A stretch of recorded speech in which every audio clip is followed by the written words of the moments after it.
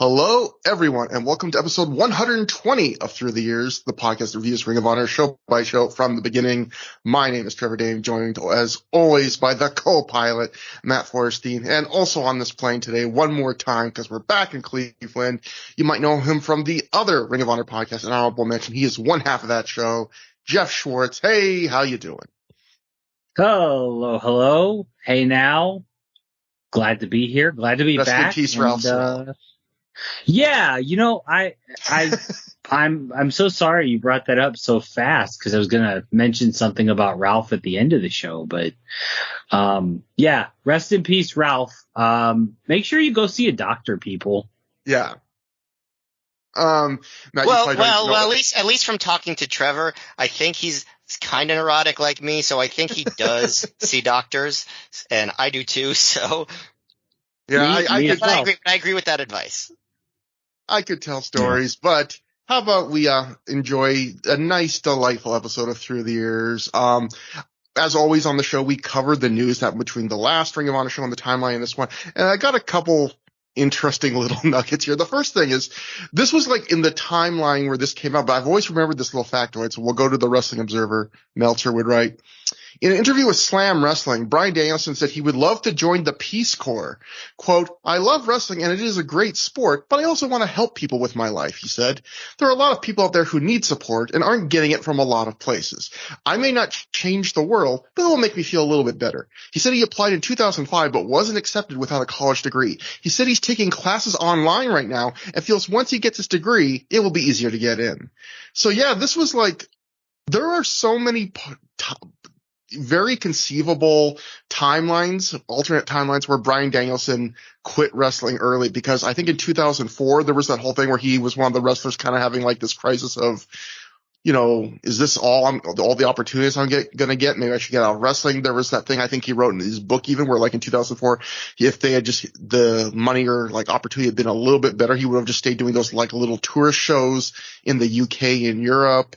You know, there was the concussion issue, and now it feels like we finally are going to lose Danielson, at least as a full-time wrestler now. But he's had a good run, but yeah, you still, even now, you never know. Yeah.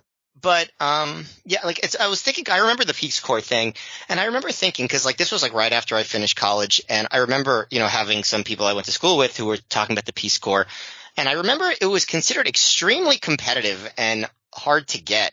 And I was like, would somebody with Bryan Danielson's resume be accepted? Well, I guess he wasn't, right? But, yeah. It was, I'm not sure if he was being realistic about being able to get in. He was very self-deprecating, I think, in interviews where he'd be like, yeah, they were like, you don't have any skills because all you've done is wrestling and you can't wrestle to really help the Peace Corps. So, but which is interesting that he was trying to get online degrees. I wonder what he was studying, that he thought would help him. The art of now he's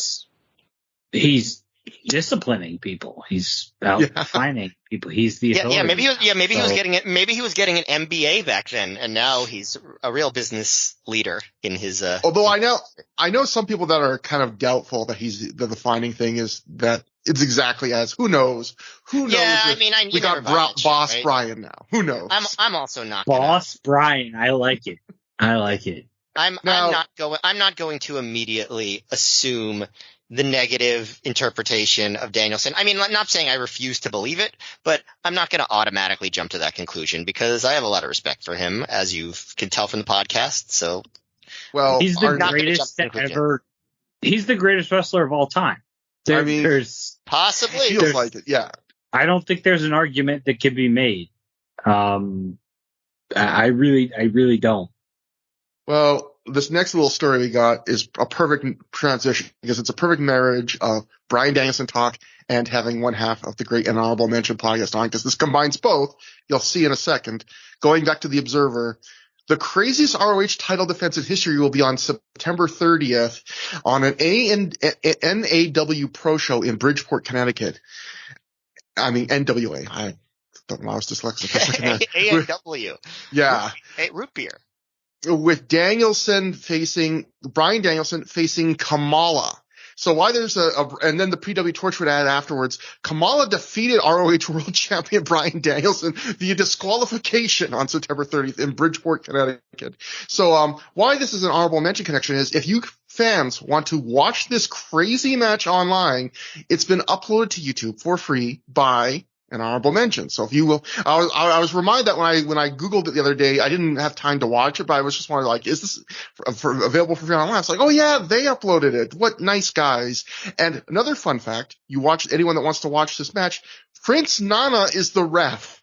So it's just a bizarre little like moment in history where Bryan Danielson, fresh off severe shoulder injury, defends the Ring of Honor title against Kamala with Prince Nana as ref in a different company. I don't remember the finish, but according to the Torch, loses by disqualification. So insane. Trevor, I'll take that one step further. And if you go on iTunes and you search out podcasts and you pull up an honorable mention, the feed that we have on iTunes, way back in the archives, as Hagedorn and I used to say, we have a little bonus episode. I think it was like maybe 10 or 11 episodes in where we watch the match and do commentary. So if you want to watch the link on YouTube, mute it and listen to Hagedorn and I just laugh ridiculously, for about 12 minutes. It's out there for free. Yeah, so that's awesome. So, yeah, that's a great little extra for anyone that wants to have. If you want ROH homework, I know a lot of our listeners like to save the show until they've listened to the podcast till they've watched the episode we cover, and some people are behind because of that. If you want even more homework, if you want extra credit homework, there's a match for you to watch right now because that happened right before this show. So, a couple other little news bits. This is from the PW Torch, and I always like mentioning these because I think anyone that's younger that listens to the show, I know there's at least a couple where they did not grow up with Ring of Honor. You're younger, you didn't grow up with things. If you want to know how different the wrestling fan world was, this is from the PW Torch. All 8 ROH shows that haven't been released are currently in production and haven't been released due to the volume of shows ROH ran in a short amount of time in August. The events from this past weekend will also go into production shortly. So that sounds like ROH was 10 shows behind.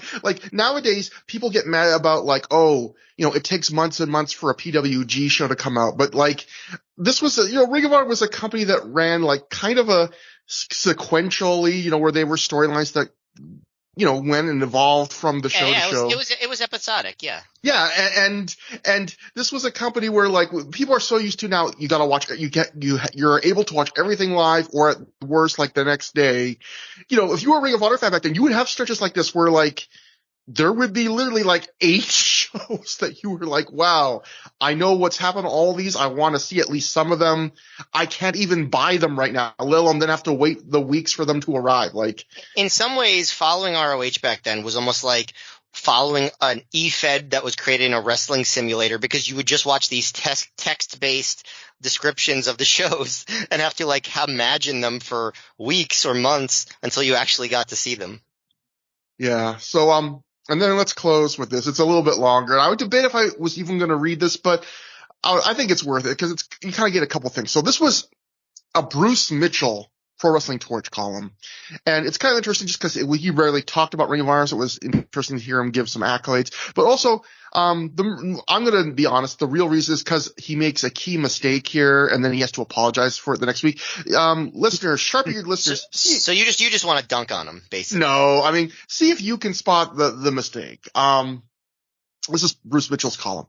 He called it Sports Entertainer of the Year. He wrote, let's get the easy part out of the way first. Go out and buy the Glory by Honor 5 Part 2, no less, DVD from Ring of Honor at ROHWrestling.com.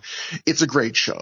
It has 2 real Match of the Year candidates. ROH champion Bryan Danielson defending against the best wrestler in the world, Kenta, in the match ROH built up for a year, and the first ever American title defense of pro wrestling known as GHC title against Naomichi Marufuji versus Nigel McGuinness. Both are well worth the price on their own, but the show also features an Homicide and Samoa Joe, Briscoe's Brothers, Jim Cornette angle/match, Davey Richards versus Jack Evans, a real legend actually treated with real respect in Bruno Sammartino, and the handiwork of one of the best bookers this business has ever seen, Gabe Sapolsky. But that's not what this memo is about. Every time I watch Ring of Honor, this thought comes to me and I try to shake it off. Ring of Honor isn't about sports entertainment. It's about respect. It's about honor. It's about the next stage of worked pro wrestling. Now, WWE, they're not about that. They're about sports entertainment. They're willing to leave now this sentence I could not get. He wrote, they're willing to leave the all guy, short guy work rate boutique to whoever WWE may be in something of a creative stall lately. But surely the best sports entertainers are there. Hell, DX, Triple H and the Heartbreak Kid, are the epitome of stooging, smug acting, and goofing around. John Cena isn't far off either. WWE invented the term, so they should know how to do it. Still, WWE sports entertainers are missing something. They're not sports, and they're not all that entertaining. And watching Ring of Honor, it's not hard to figure out what that is. They're missing Colt Cabana. The guy I used to think was Disco Inferno Jr., and nobody wants that, is a riot. And he's in on Glory by Honor 5, and the match he's in on Glory by Honor 5 is a riot too. See, Jimmy Jacobs, who could be the third member of the WWE Tag Team champion team of Brian Kendrick and Paul London, he's that cute, has a crush on his manager, Ashley, who's mean to him because, like all hot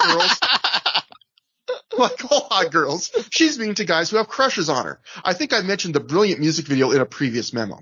Instead, she's having sex with Colt Cabana, who thinks Jacobs is an adult because having sex with Ashley is no big deal to him.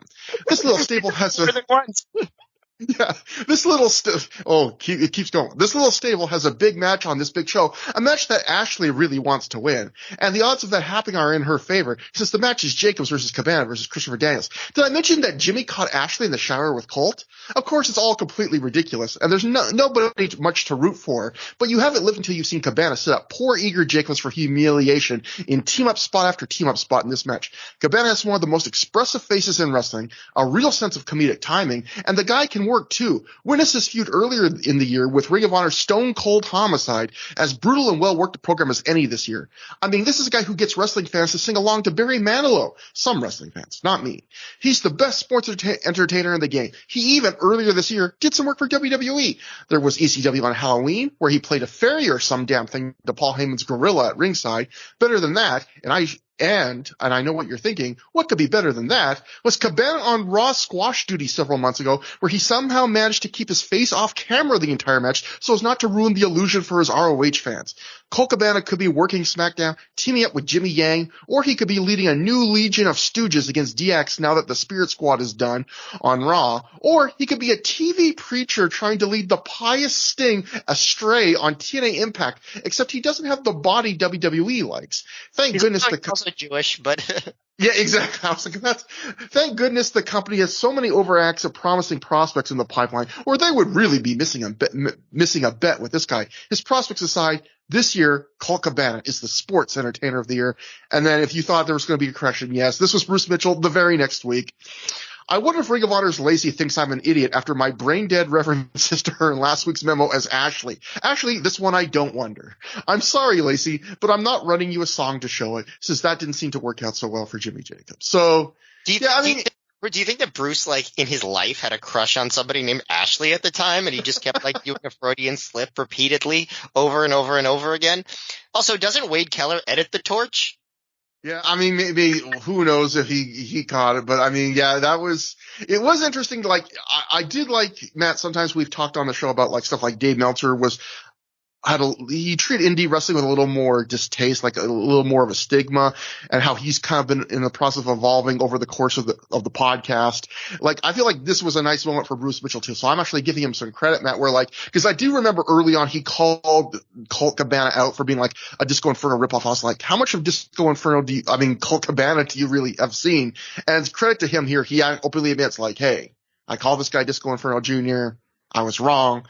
I'm a huge fan. And, a lot of guys like that, like a lot of indie guys at ROH in the early days like, I think Jason Powell once compared Homicide early on in Ring of Honor to, New Jack, which is like, again, like, yep. It's so many... honestly, like, I'm not calling Jason Powell racist, but like, that comparison is at least a little bit like racist, cause like, they're not really alike at all. Yeah. I mean, dark skinned guy that occasionally does plunder matches, but I mean, Homicide is a completely set of talent. Yeah. But he's also a different race Homicide. Yeah, Puerto Rican versus African American. Versus African American. So yeah, exactly. Let's not let that get in the way of a silly comparison. Yeah. Yeah. So but I just thought that was a cute thing and a little interesting snapshot of the time. But now we can get to the show itself. Well, did I ever tell you go on. the Bruce Mitchell thing that I might have even told this before? Like around this time, he was talking about Danielson. He was like, Danielson's great. This might have even been on the Torch board, and he was like, Danielson's great, but like, I can't believe that he has this terrible song, The Final Countdown, as his entrance. We all thought that song was super cheesy back in the day, and Danielson thinks it's actually good. And I remember responding to him on the board. I was like, he picked that song because it's bad, right? And he was like, I don't think he believed me. I mean, one of the reasons why is like Danielson has literally said one of the reasons why he picked that song was he was reading a music magazine that said like, this is the worst song of all time. Yeah. That was known at the time, He just didn't do any research. Well, I guess can I just say one thing on Bruce Mitchell real quick? Sure. So I read Bruce, for a very long time, and for a professional writer that covered legitimate sports like ACC basketball, he has had a history of just throwing a bunch of words into a word bowl and creating the most disturbing word salads. And Trevor, what you read at the start of that before the Ashley stuff, might be the best microcosm of Bruce Mitchell ever.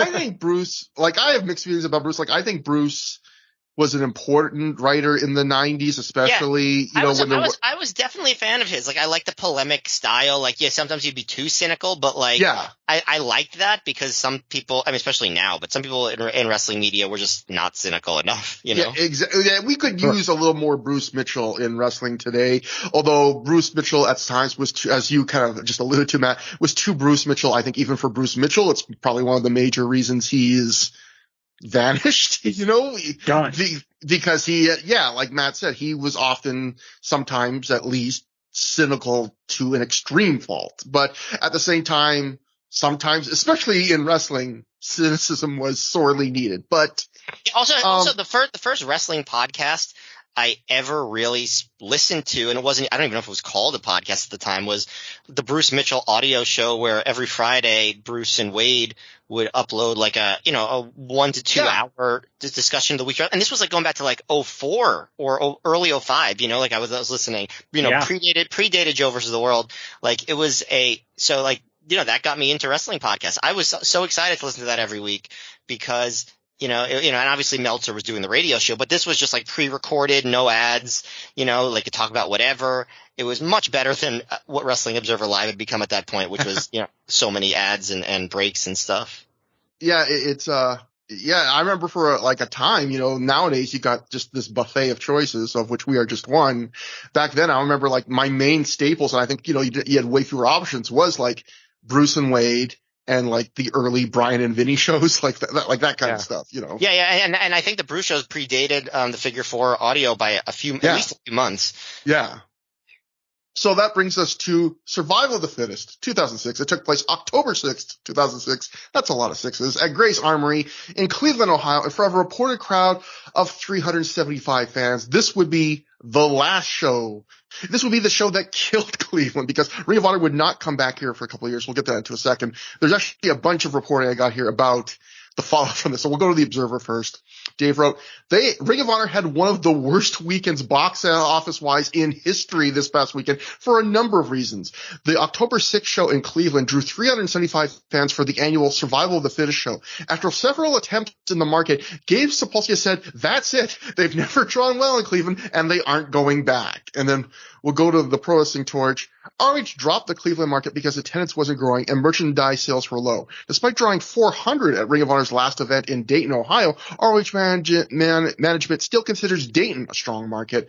Regarding the decision to cease running events in Cleveland in the future, Sapolsky tells the Pro Wrestling Torch, quote, things just didn't work out in Cleveland. Some of the crowds we had there were actually fine, but we didn't see any growth in the crowd size or merchandise sales, which was the discouraging part. I thought we went there with big shows and solid matches and different stuff on each show, but things just didn't work out. So I actually decided to look through my notes and kind of do a little brief history of them in Cleveland to go, well, let's check that. And I don't think Gabe's wrong. So before the show, ROH had run 4 shows in Cleveland, starting in 2005. These are the shows, and I'll give you the attendances. So you had Enter the Dragon. That was the first one. That was Danielson's first Ring of Honor title defense against Aries. You had Samoa Joe and Jay Lethal versus the Embassy. You had Cabana and Carino versus Homicide and Low Key. That only drew 350.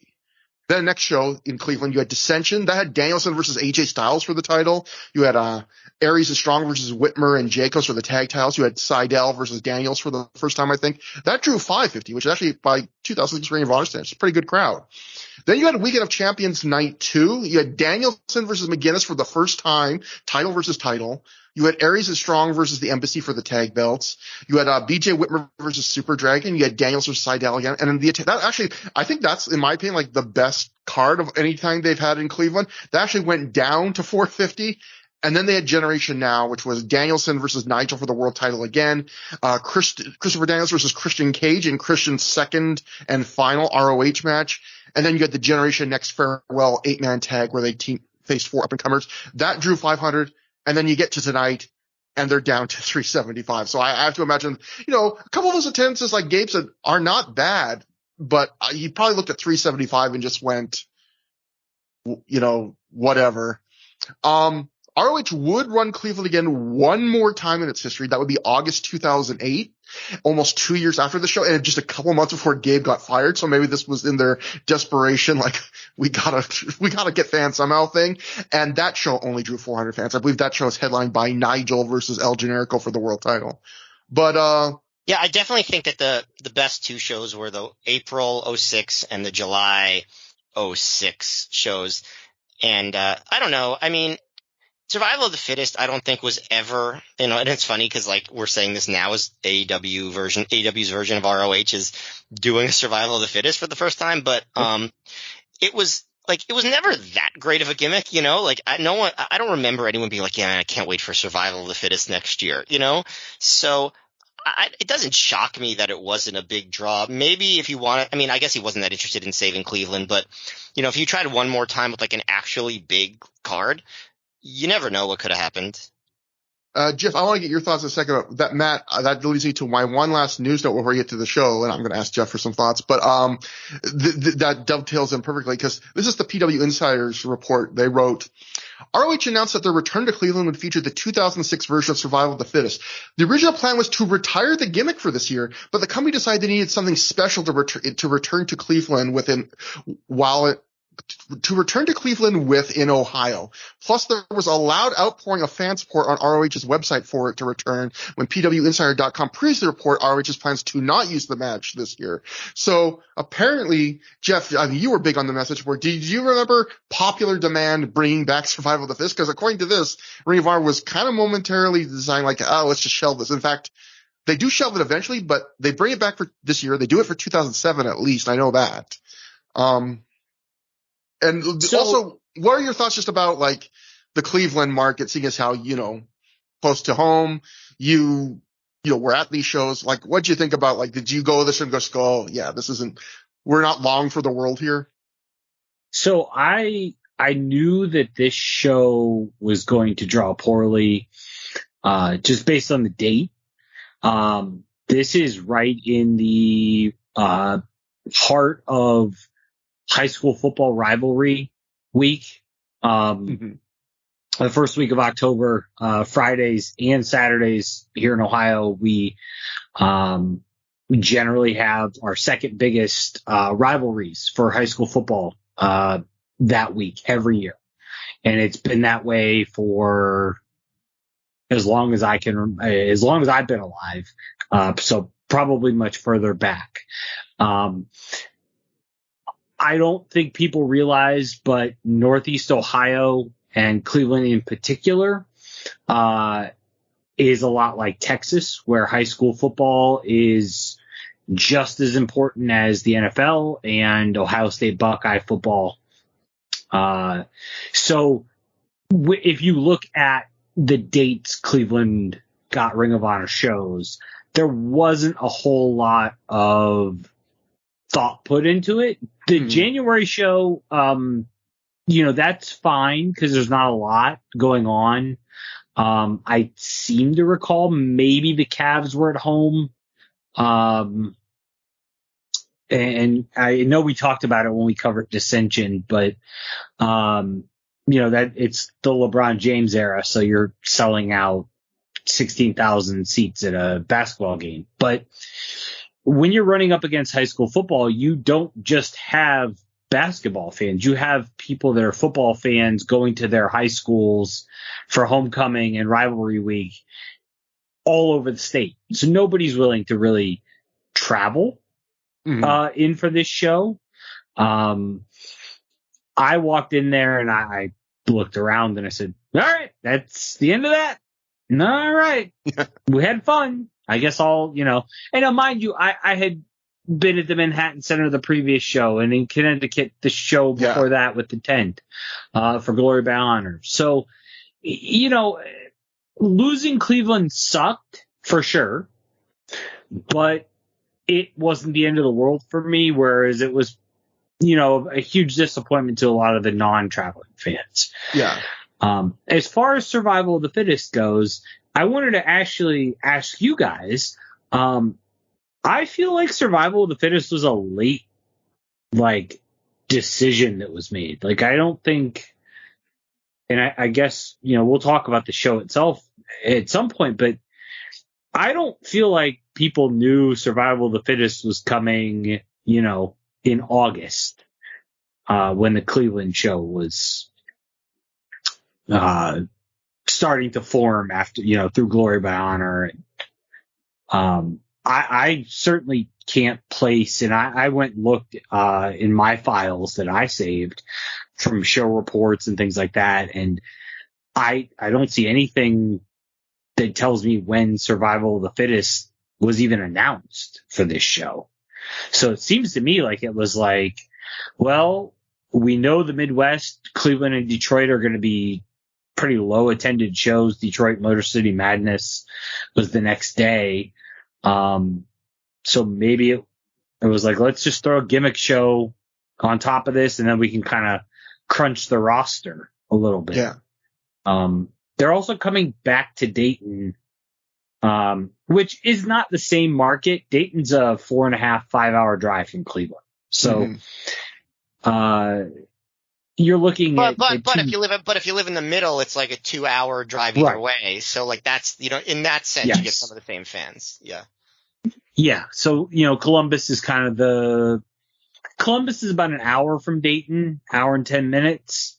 And additionally, Cleveland, you can get to Columbus in about 2.5 if you know the right way. But yeah, between the late blooming Survival of the Fittest announcement and high school football or baseball games, basketball games, because I know that the then Cleveland Indians, now Cleveland Guardians, were at home the night of Gen Now, and I don't think attendance was great, especially in 2006. They were terrible, but still, I mean, they did themselves no favors when advanced scheduling, and part of me wonders if Sid ever put any effort into advanced scheduling. I actually think that's a great point. And for those of people who think, cause in wrestling, people use excuses for everything. But I feel like if you want evidence that how much sports can, affect shows, I'll point this out. I was saving this for the next show, but I'll just read it on the next show. But, so this was on the Observer. Believe it or not, the Cleveland show was not the worst attended show of this double shot weekend. It was the next night, because go to the Observer, the October 7th show in Detroit actually drew worse, just 325 fans. But that at least had an excuse, going head to head with the Michigan versus Michigan State game. And the show started right after the Tigers knocked the Yankees out of the playoffs and the whole city was celebrating. They had quite a few people who bought tickets who didn't even come. So yeah, that shows you right there. If you book something against a major sporting event, or, if something comes up, people bought tickets were I'm not showing up to Ring of Honor if the Tigers are playing the Yankees. No way. And well, I mean, if you follow, wrestling TV ratings now, you see how sports affect it all the time. I can't relate to it as someone who's not really a sports fan, but it's undeniable. Yeah. So I'll just give you guys something current. As far as counter programming against sports, there's 2 Monday Night Football games on Monday, December 11th, and CM Punk was announced for Monday Night Raw 5 days ago, which also happens to coincidentally be in Cleveland. So, counter programming with CM Punk against 2 Monday Night Football games at the same time. It's not like a East Coast, West Coast time zone thing either. It's 2 8:00 football games. Yeah. Going right head to head with Raw as they head into, the Royal Rumble season. But now we can finally see let's see the show that killed Cleveland. So we open with the Briscoes backstage. Jay says the last time they were here, Homicide gave Jay this scar, and he points to, yes, in fact, a very real grisly scar on the top of his head. Jay says Homicide threw a chair at him and busted him wide open that night.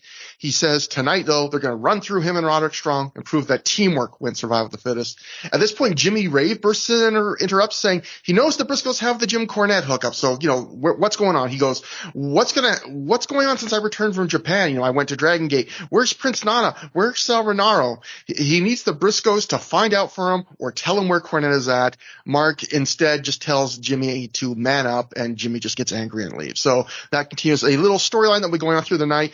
Although no one really explains in this storyline why Jimmy Rave apparently does not have Prince Nana's phone number. Like he seems shocked that he's not there and has no way of knowing why he's not there. So, this could have all been explained by saying Prince Nana ran out of minutes. This is the new version of CM Punk looking for the person who attacked Lucy. Mm-hmm. So we cut to Austin Aries backstage in front of a couple ratty looking doors. Aries says those doors were something. Wow. Like they were like, haven't been painted in like the haunted schoolhouse is a real thing. Yeah. Aries said Survival of the Fittest is a bittersweet event for him because in 2004 it put his name on the map when he took Bryan Danielson to the limit, but he came just a little bit short. In 2005 it came down to him and Roderick Strong, and again he lost right at the end when he was one of the final two. Aries says this is the year he wins Survival of the Fittest, and nope. In fact, I don't think he's ever won Survival of the Fittest. And then we go to the ring, where Dave Prazak, your ring announcer for the night, has the mic. So one of those classic Midwest cost-cutting probably things where Bobby Cruz does not get to make the trip. So Prazak gets on the mic and he welcomes the crowd to Survival of the Fittest, and he explains the rules for the tournament, including mentioning that in the event of a draw in the first round, all participants in that match will be eliminated from the tournament. And I was like, I wonder why they emphasized that one. Then I realized also this is one of those things that's a little pet peeve of mine in wrestling, where you change rules for a match for no reason, but it will serve the booking. Because I looked up last year, Survival of the Fittest did not have a 20-minute time limit matches. They had like that Daniels, Jamie Noble match that went, I think, well over 20 minutes. But obviously, when you see the booking later in the night, you'll see why they had to do it for this one. But brings us to the opening match. Survival of the Fittest 2006 first round match. And again, for new listeners, just in case you don't know what Survival of the Fittest is, it is a one-night, 2-round tournament where there's usually 5 or 6 matches, depending on if one of them is a tag or not. Everyone that wins those matches goes to the final, which is the match in the main event, which is just basically an elimination match where the winner is the Survival of the Fittest. So Survival of the Fittest, first round match, Matt Sydal defeats Davey Richards via pinfall in 12 minutes, 23 seconds after he hit, I guess, Trent Bray would call it the crunchy or the dude buster. Matt, what'd you think about this as an opener? Well, this was definitely my favorite of the pre-intermission matches, I would say. It had energy, in opener style energy, in a way that I think kicked off the tournament pretty well.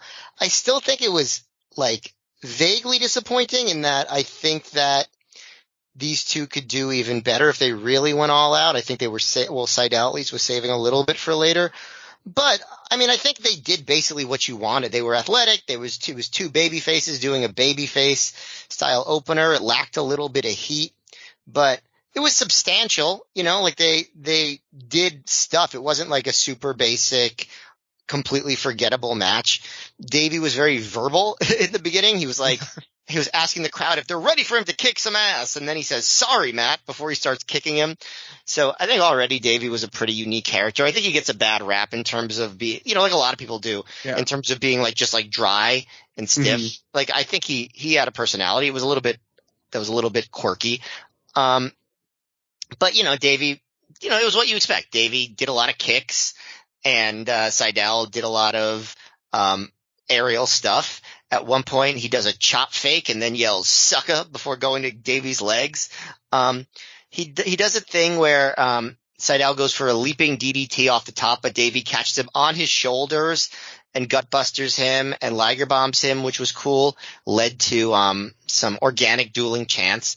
There was a spot where Richards knocked Sydal off the top rope and leaped off, but Sydal does like a glancing spin kick on the way down, which wasn't pristinely executed, but I thought was still a pretty good spot. And then another verbal point, they were exchanging strikes on their knees with Davey yelling, "Come on!" And then he yells, "Over!" before missing a spin kick. So a lot of mid-match commentary by Davey.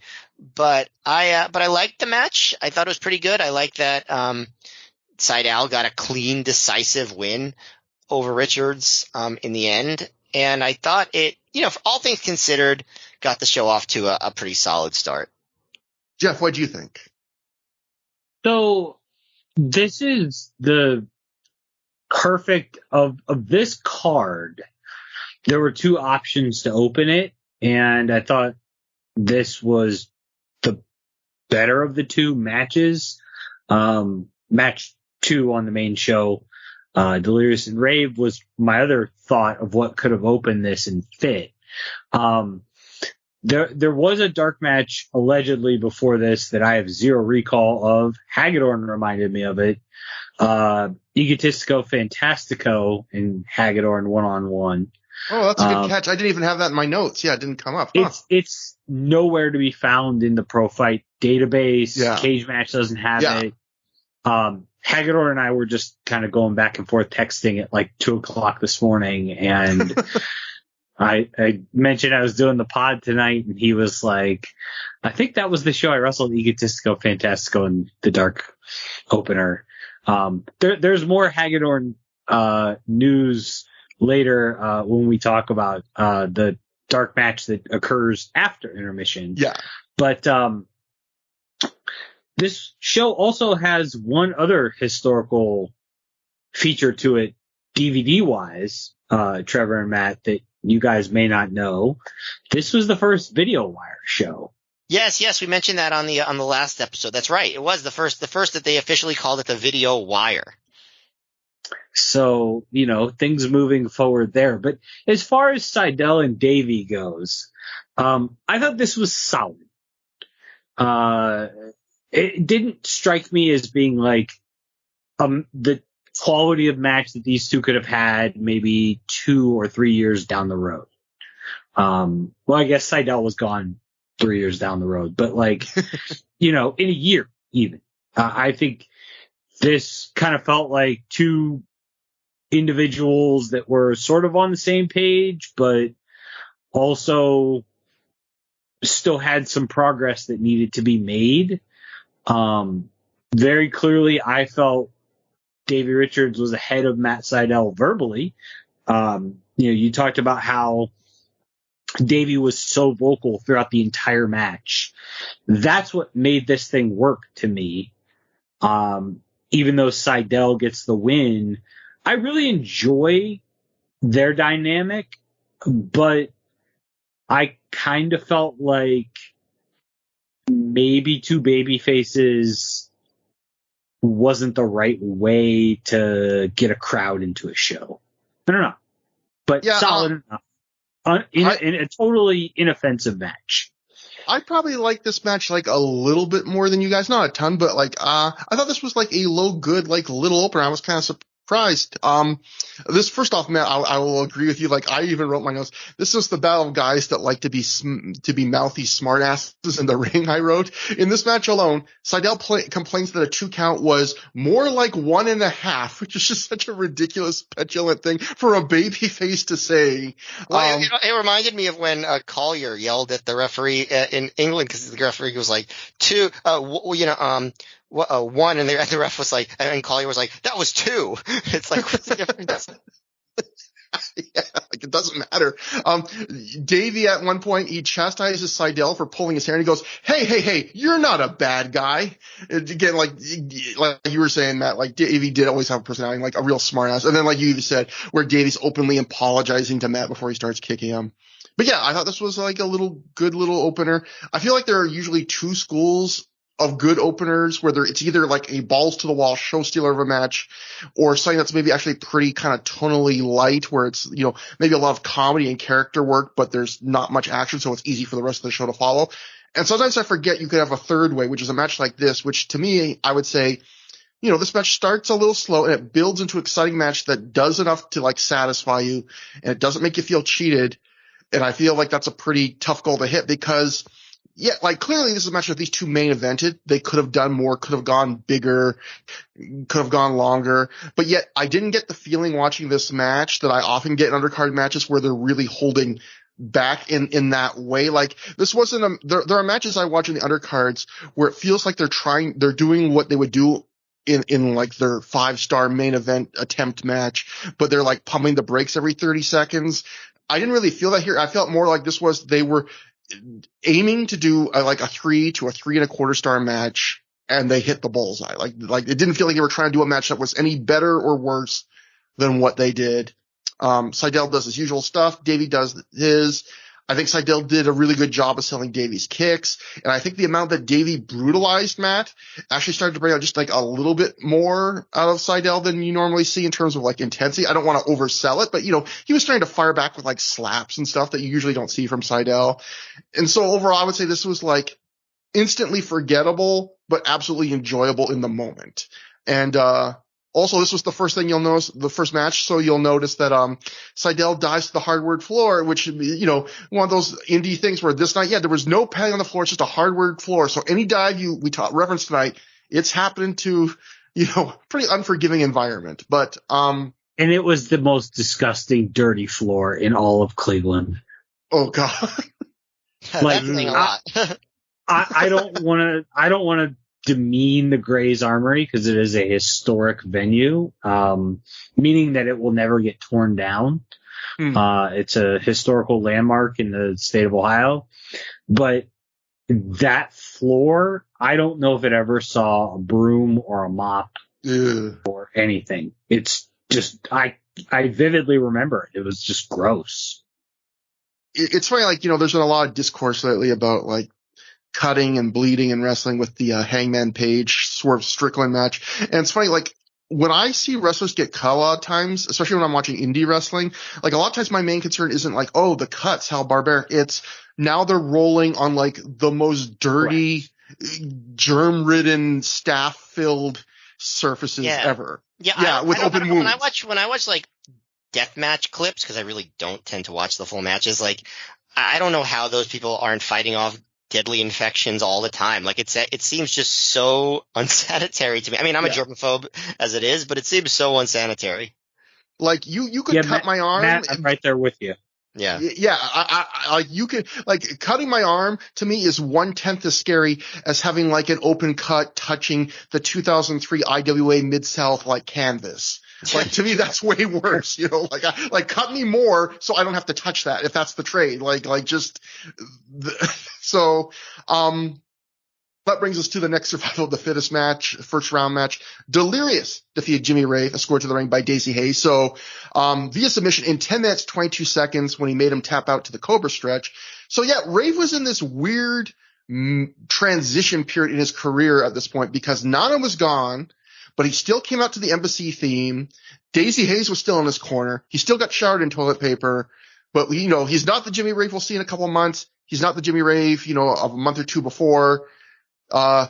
Jeff, you said earlier that this was like your other contender when looking at the card, like, oh, this could have opened. What do you think about the match here on number 2 spot on the card? I actually really like this match. On the DVD, there's a Roderick Strong promo that goes right before this match. Oh, I forgot that. Let me just recap that. I'm sorry, I completely forgot. We cut to Roderick Strong backstage.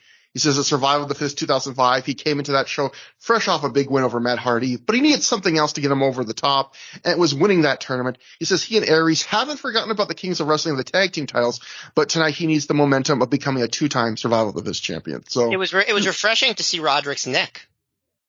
Yes. And no mustache or glasses. His vision was pristine at this point. Of all the guys to be like just like a complete soap opera character years later, wouldn't have pegged Roderick Strong. No, because if you watch this promo, it's like you can see he's trying to form the sentence in his head before he says it. Yeah. And it was like a frequent occurrence. If I remember right, this was a day where I was in the building before the show had started, and I think this got like 4 or 5 different attempts before Roddy finally just got 35 seconds worth of words out. Aww. There was a lot going on. This was the day that I learned the wrestler handshake too. Oh God, the very limp handshake. The limp handshake. Chris Hero told me I had a very strong hand and I needed to cool it down. But then like Hero became my fellow Duke basketball buddy, and we were good from then on. But yeah, this Roddy promo, I think it's important to mention just how far of a growth he's made as a character. Yeah. And a promo and a presence, because this is like just a pile of jello, and it's not an indictment on Roderick. Cutting a wrestling promo is very, very hard. Mm-hmm. Especially when you have to rush through things to kind of get everybody else's promo stuff in during the day. But from 2006, when this took place, all the way to 2023, where we're at now with Roderick, I think it's important to note that not only is he a world-class, top-shelf wrestler in the ring, bell to bell, now he's actually got like the ability to do a good promo, develop a character, as opposed to just, I'm Roderick Strong, I'm a good wrestler, and I'm going to win.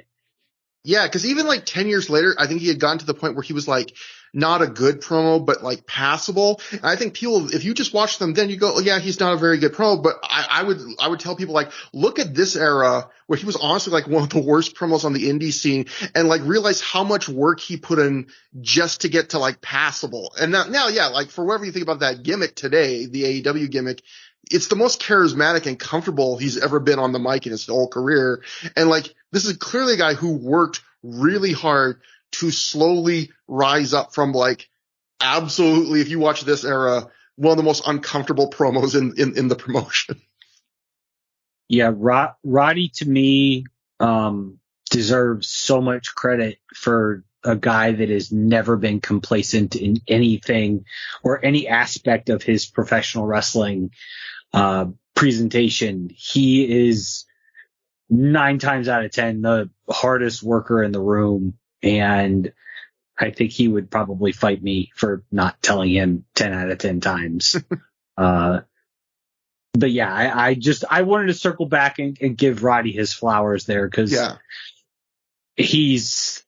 this was ooh.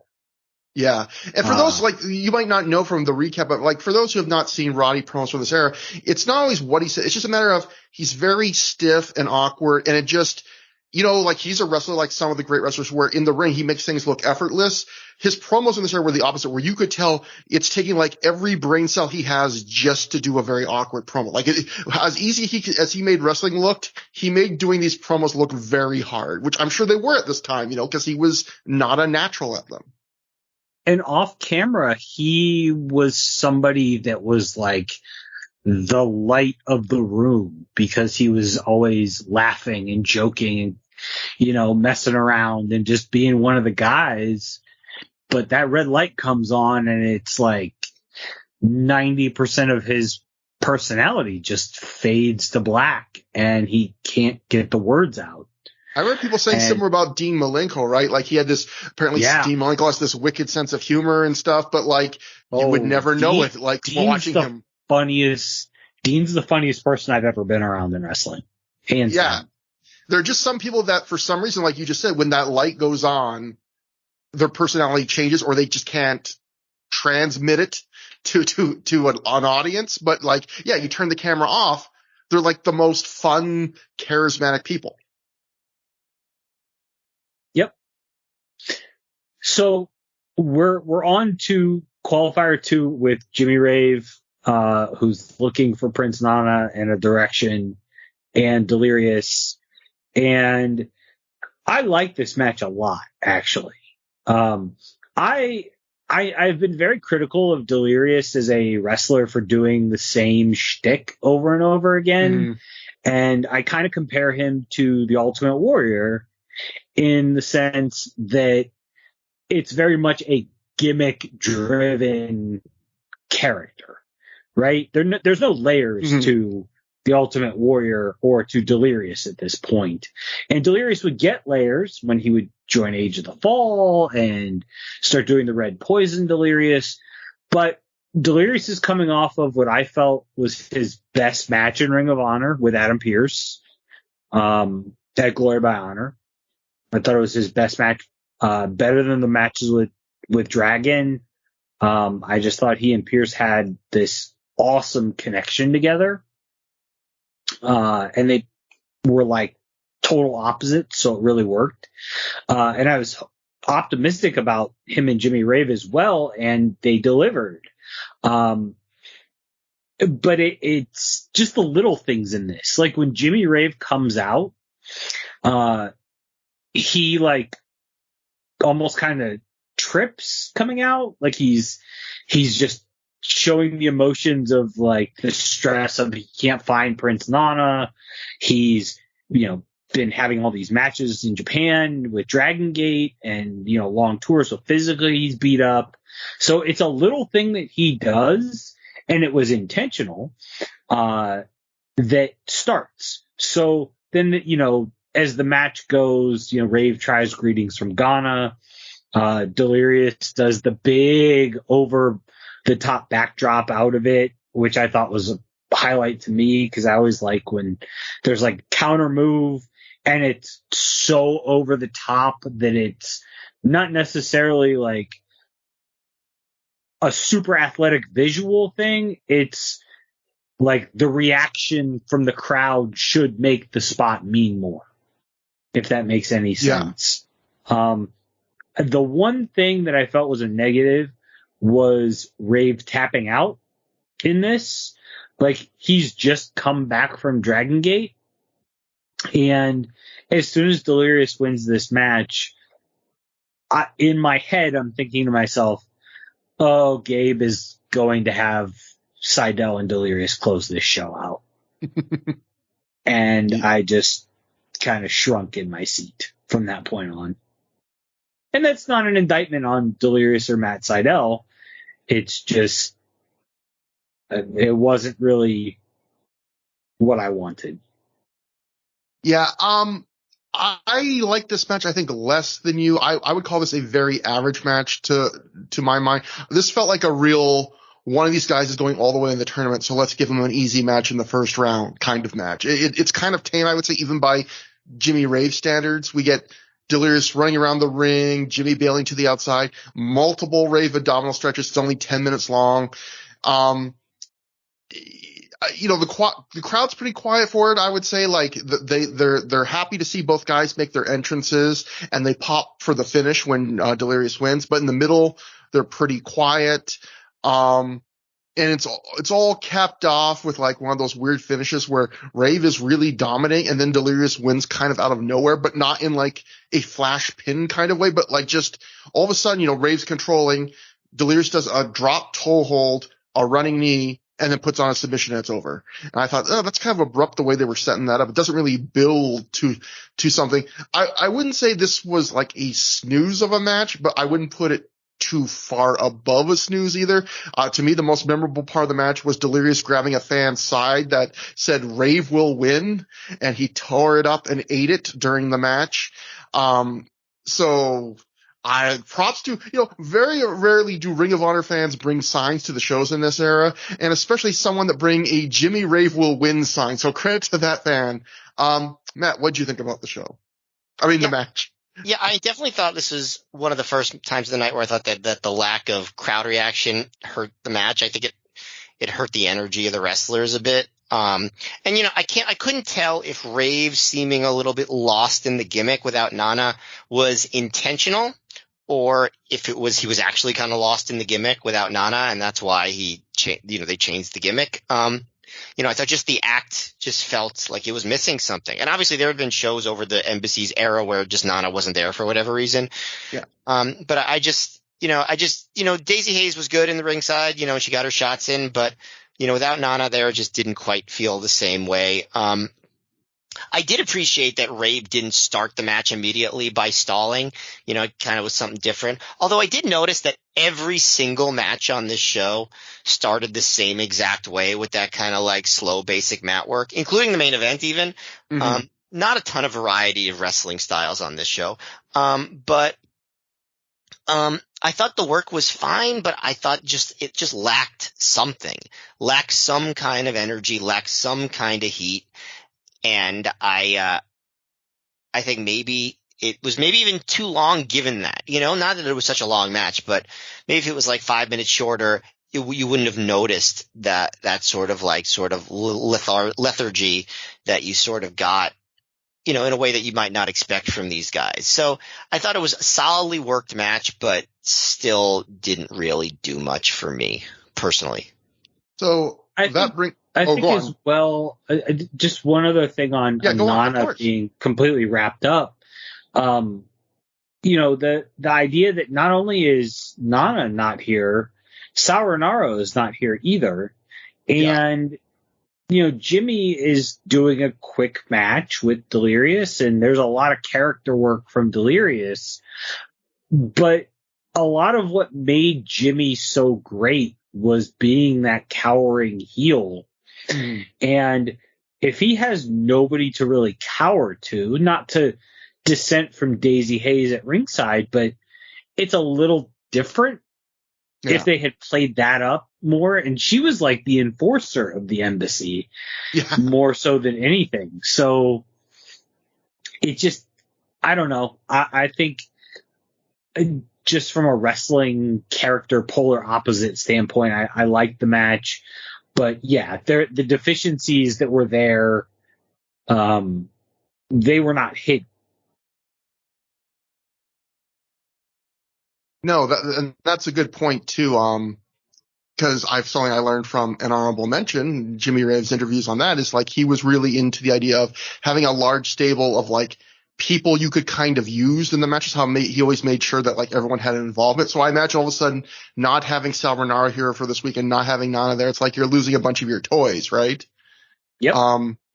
It's just less pieces for him to work with. Not that he still couldn't have. He's had plenty of matches and did really well without people. But when you're used to it, you go down from the stable that over the months had a bunch of different members to now this night you have Daisy Hayes and that's it.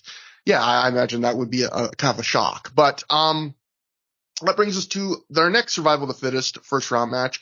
And I would say this was probably like, if you look at what our matches on this show could have been possibly draws. Obviously, it's Joe Danielson up top. And then this is probably the only other one match that really had kind of a bit of like, I don't know, tape selling appeal, possibly, maybe. And that was the Austin Aries defeating Christopher Daniels, scored the ring by Allison Danger via pinfall in 17 minutes, 9 seconds after he hit a 450 splash. So yeah, Jared David on commentary notes, this is the first time these two have ever wrestled each other in Ring of Honor, which is true. It also seems kind of crazy considering that they've both been major players there for years, although Daniels did have the big absence. But I will say, this was not the first time they had ever wrestled each other, period. In fact, most notably, they had wrestled each other at the 2004 Super 8 tournament finals. Daniels beat Aries in the finals, so they actually had a very notable match against each other before. But this match, maybe the most notable thing about it is what happens before the match. Aries is, you'll watch this match and you go, that doesn't look like Aries gear. That's weird. He's wearing like really tiny, small trunks. Like, what the heck? And his boots look weird. So Aries acknowledges this. He gets on the mic and he tells people that his luggage got lost. In fact, Dave Prazak on commentary will later inform us that not only did Aries' luggage get lost at the airport, so did Bryan Danielson's. And then he thanks Pele Primo for loaning him a pair of tights, Bobby Dempsey for loaning him some wrist tape and knee pads, Mitch Franklin for loaning him kick pads, and Jake Christ for loaning him a pair of boots. So I did think that was kind of sweet of Aries, where he went out of his way to tell everybody, like, here's every guy who's loaned me gear tonight so I could wrestle and what they loaned me. I thought that was, we get on Aries a lot with his reputation of being a prickly pear, so to speak, but like, I thought that was a nice little cute gesture. So, I'm going to give this match the same review I've given so many Christopher Daniels matches in this recent era of him in Ring of Honor, which is, it's technically good. Well, apart from Daniels having one of the most obvious spot calls I've seen in recent memory, where, he's in a headlock and they're bouncing off the ropes and he covers his mouth and you can just hear him yell to Aries, go back down. And then of course Aries does a drop down. But this is not a bad match. In fact, I'd give it like the same low good I give the opener. It's like a 3-star, 3.25-star match. But the difference is, these aren't two guys still breaking into the top of the card and they're not in the opener. These are two main event level guys with 17 minutes to work with. And it's that same Daniel style match where it's executed really well and there just isn't a lot of surprises. Like, I would just say Daniels matches in this period don't really delight you ever. They just kind of make you nod your head and go, yeah, that's done well. That's good. Now granted, maybe part of this is Daniels. Speaking of like Jimmy Rave being adrift at this point, Daniels is kind of adrift at this moment in Ring of Honor. He has like no major storyline, no strong character other than Daniels is kind of already an ROH legend and everybody likes him. Really, in this era, I was watching this match, I was thinking he's like ROH's Randy Orton at this point. Like, you watch him, you can see why he's so well respected. Every move is executed really well. He seems like the safest pair of hands you could possibly have a match with in the entire company. He never does anything stupid, and the matches just aren't very exciting. Like, which is, I feel like how I describe Orton a lot. And like Orton, at a lot of points in his career, he comes out to a big pop, and then the body of his match gets a more muted reaction, and then he gets a big pop at the end. And again, I always feel bad when I criticize Daniels during this, but I'll say, like, I've enjoyed Daniels a fair bit in other periods. Like, long time through the years, listeners might remember, I gave Daniels second place for my ROH Wrestler of the Year award in 2002. I think he was very important to ROH's success in the first year. I think he's a slam dunk for any indie wrestling or ROH Hall of Fame you want to conceive of. But man, he has a lot of matches like this where I just looking at my notes that I always write right after I watch a match, I was struggling to find individual moments or threads or themes to talk about in a 17-minute match I had just watched. And look at my notes. The only thing I see in my notes that's really notable is I wrote, holy crap, I noticed it on a recent show, but Austin Aries' back knee is horrific tonight. I was in pain for him watching him take bumps. So that's my review of the match. Well, Trevor, I rarely do this, right? But I have to call you out a little bit. So based on the review you just said, how is this match possibly as good as the first match? This match was like listless and boring, and you even said yourself there was nothing to talk about. How could you call like those two matches equal? I don't get it. Well, you know what? You have correctly called me out, because that's exactly me doing something that I will criticize people like Dave Meltzer for doing, which is Dave Meltzer sometimes will do the thing, he did this recently, where he does I didn't really like this match, but I have to give it blank, 4 stars, 5 stars, whatever, because it's not my cup of tea, but it's this. And I think that's kind of ridiculous. Like, your views should reflect your own opinions. That's all you can offer in life on entertainment is your own opinions. But it's weird. It's like 17 minutes, and it's like I almost want to give it, like Joe Lanza will call matches like this the Gentleman's 3, where it's like it's not a particularly good match, but it's like there's nothing wrong with it, and they've done enough where you're kind of like, I have to give it that. But you are right. Like, If it's boring, there's something wrong with it, you know? Yeah. I mean, but do you know what I mean? Where like, no, Matt, I'm agreeing with you. The execution is fine. Yeah. Yeah, like I agree with you. You are right because I enjoyed the opener vastly more than this. So the idea that I'm giving both matches roughly the same rating, like you are absolutely right to call me out on that. But I guess it's just one of those things where it's like, it's tough to review a match like this where if someone asks me what's wrong with this match other than what you just described, which is probably the simple answer, which is the base, it's kind of boring and listless. Like I can't call out like flaws. Like it's a very standard match where things are executed well enough. There's some action, like it picks up near the end, but it's just like, it's hard for me to give a super negative review for a match that I don't. This is just so hard. Daniel's matches are my bugaboo, Matt. So tell me, you know what? Make the case for me. Tell me what you thought about it. Yeah, I mean, like, I get what you're saying, and that, like, these are obviously like super talented professionals that will execute things professionally. But I can't say that there's like nothing to nitpick about it. Like, they work at it like a ridiculously slow pace given what they're capable of and given this is like a Ring of Honor show. So everything just feels like a degree less impactful than it should. Like, yes, some of the, and so the crowd's super quiet for it because the wrestlers are working like a match that you would be kind of quiet for because they don't really feel like intense at all. It's quiet to the point where you could hear Allison Danger basically every single thing she says because there's no other sound except for her talking. Like, I'd say the most exciting or fun part of the match for me was the beginning part where there's a long sequence where Daniels is trying to escape a headlock, and then they do some fun stuff with the Aries head scissors reversal, like where Daniels rolls out of the ring and after he avoids the drop kick and he's like, it's not happening. Like, that part is fun. But after that, it just gets quiet. You know, they hit their moves, they hit them well, but they hit them with a lot of just like time in between. There's just like kind of like a gingerly pace to it. Every move is done well. I will agree with you there. The heat-seeking missile is really good. You know, the STO into the Arabian press is good. The avoiding of the brainbuster, all good stuff. But it's everything between the moves and the intensity of the kind of like the vibe that the wrestlers are giving off that I think takes the match down. I would not say this was a bad match. Like, they worked hard, but like the pace was just half a step slower than I think was optimal. And the fact that the crowd was already a little bit subdued didn't help. It was just professional work without any intensity. And, you know, I wrote the same thing. This is an issue with a lot of Daniels ROH matches. It's also in this era that we're reviewing sort of becoming an issue with some of Aries's too. Like, I thought there was a little bit of that in the Richards match, even though I liked that match more than you did.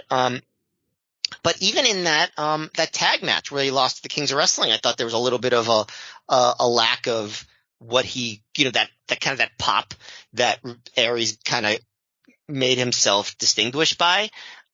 Wasn't really there in this match, wasn't really there in that previous match. I mean, I certainly don't think this era lasts forever, but I do think this was sort of a slightly down era for Aries in terms of how good he was. And, you know, he'll be better in the main event for sure. But yeah, I'm not saying that these guys did a terrible job or this was even a bad match, but that first match was a lot of fun and this match wasn't. And so I just don't think that they're comparably good.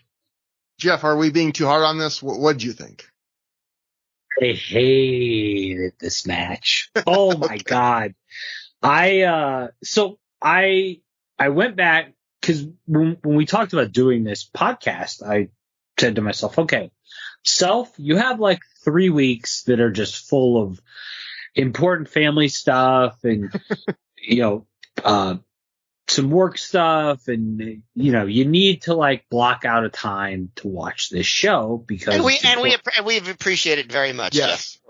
And to respect Trevor and Matt and the legacy of the Through the Years podcast. And I have to say that like I've got zero memory going into this show when I put the DVD in to watch it of hating this show as much as I did.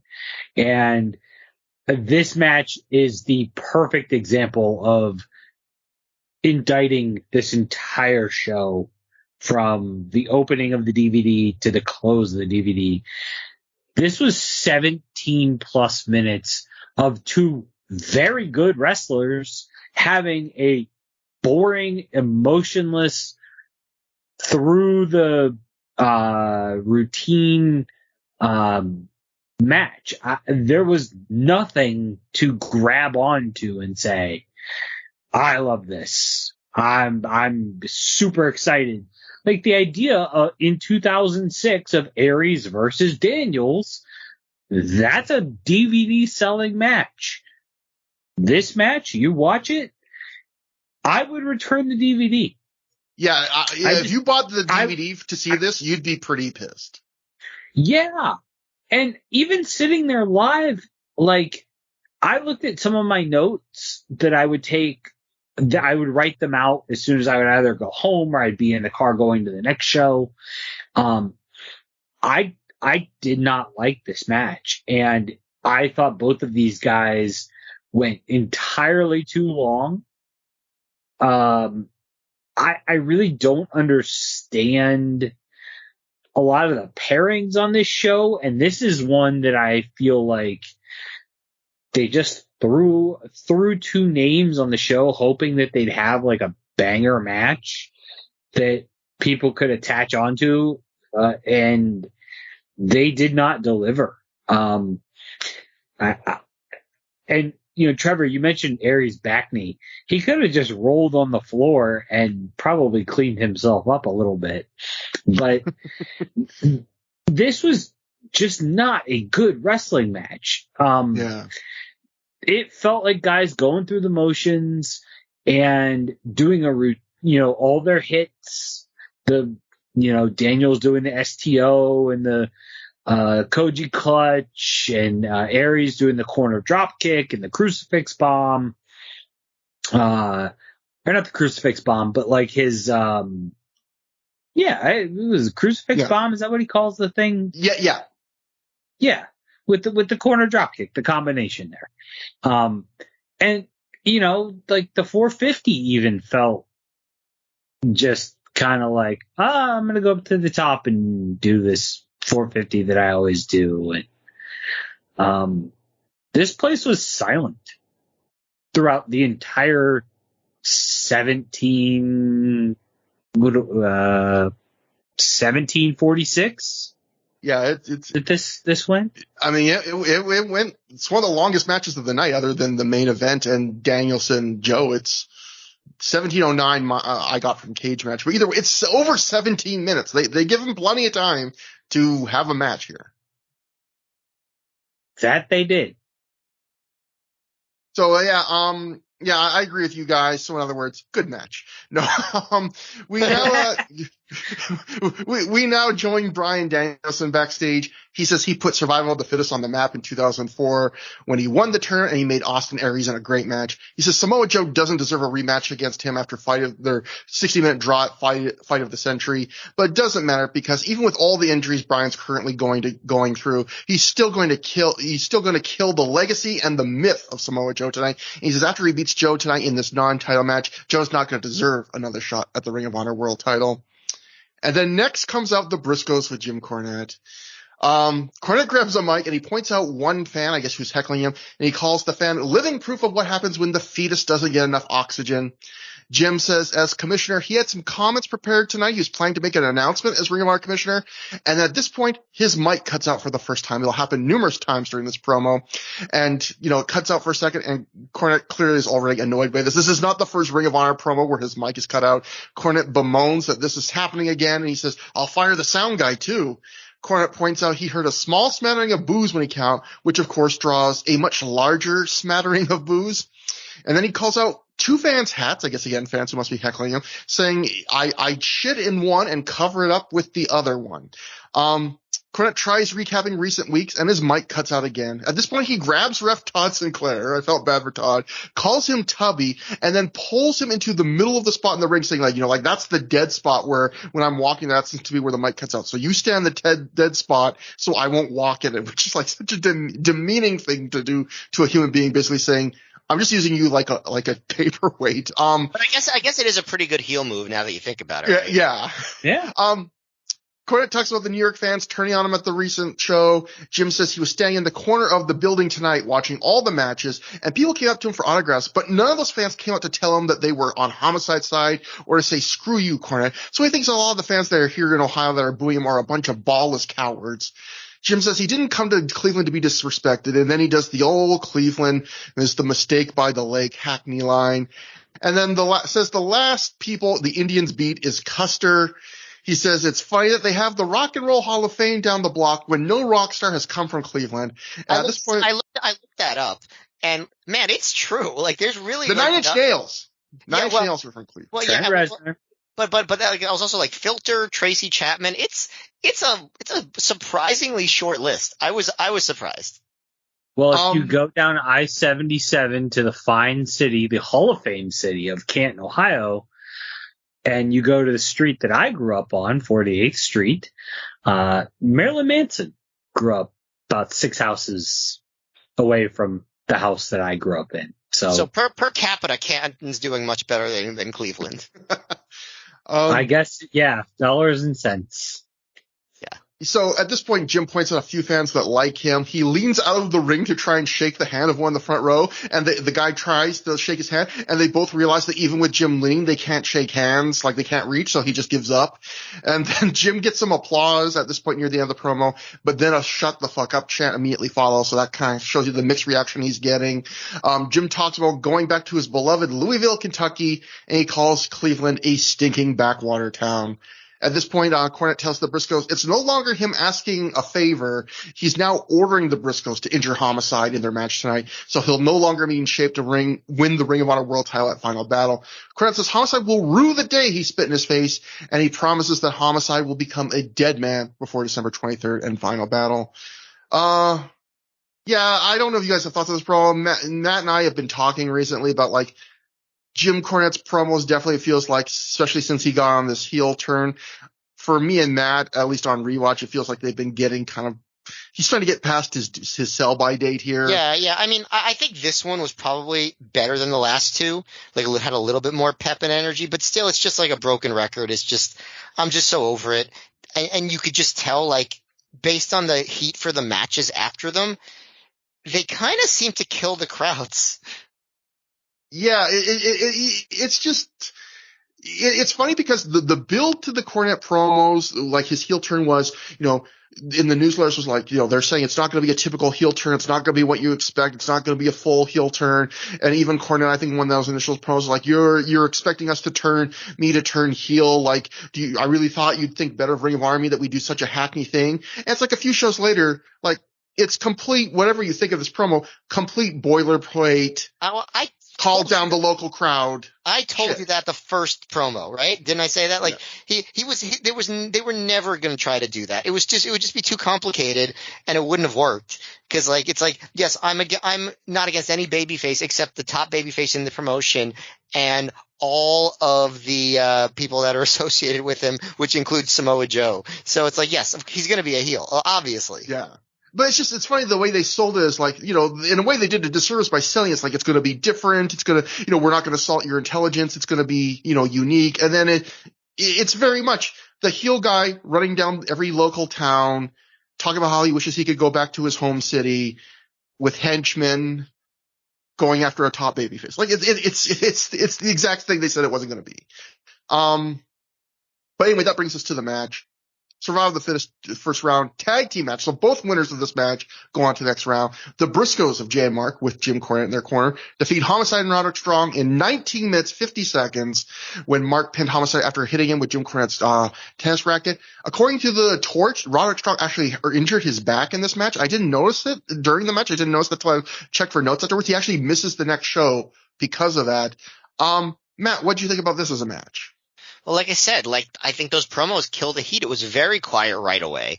Even though this is a heated feud, the match does start with headlocks, just like the other matches. It's like just to show the lack of variety. Eventually they, Mark does do a tope suicida and, they do fight around ringside for a bit, but, Sinclair takes the chair away from Homicide, but Mark is able to use it and he throws it at Strong. But then it very quickly settles back into a regular tag match. And, I hate to say it because you know how much, I respect and love the Briscoes, but their matches during this era, like, it's just like there's the form of the match just doesn't really work that well. It's just too formless. It's too back and forth. It doesn't really build in the way that their best matches do. And I think this is another example of that. There's some good stuff for sure. Obviously, these are all four of the best wrestlers there are. So there's going to be some good stuff. And it's definitely not as boring as the Daniels versus Aries match. But in some ways, I was just as disappointed with it because, these guys could really turn it on if they had, a really well thought out flow to the match. But the crowd's just getting restless. There's just a lot of back and forth. Homicide does the Three Amigos, and then Cornette gives Mark the tennis racket, and Homicide, so they're getting to this point where they're teasing that the time limit's going to expire, I guess, to set up what happens in the next match, which, makes sense. There's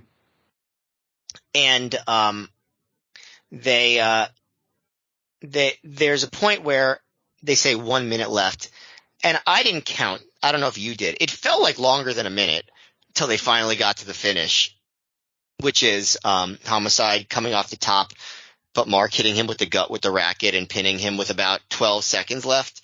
That last minute was kind of fun, but there were a few spots that were pretty dull in this match. And it also felt like they were killing time to get close to that time limit. I thought the quiet crowd was rough, but I also just think the match wasn't well thought out. I just do. I hate to criticize any of these four, but I just didn't think this match was so well put together.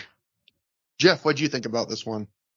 Add it to the pile of the theme of the night where, these are all four talented professional wrestlers, and, Jim Cornette has a reputation as a great manager and whatnot, but I think if anything, Jim Cornette is probably the greatest guy at making me care so little about arguably the greatest tag team of all time. This Camp Cornette or whatever, label you want to put on the Cornette Mafia, the anti-homicide mafia.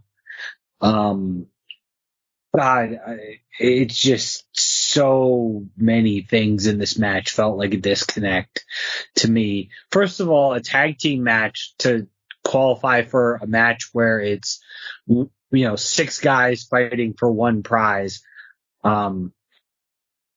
makes no sense to me. I hated the idea of a tag team match in Survival of the Fittest. To this day, I still hate it.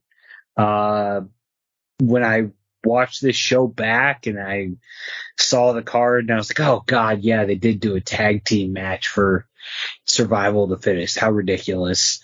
I love all four of these guys as individual wrestlers. I just think Jim Cornette cut the nuts off the entire match. And there's a AFI has a song called Killing Time.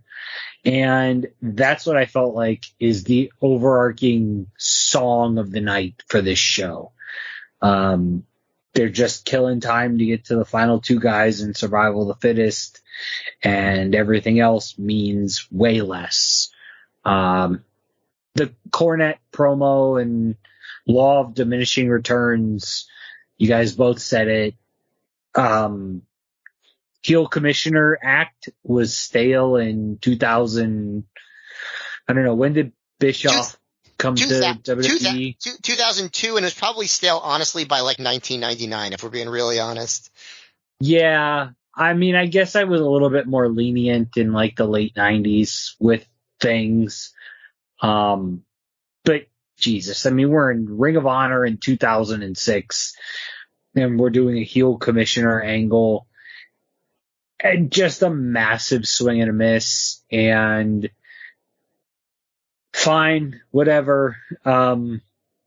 We get a tag team match out of it, and the Briscoes are fine.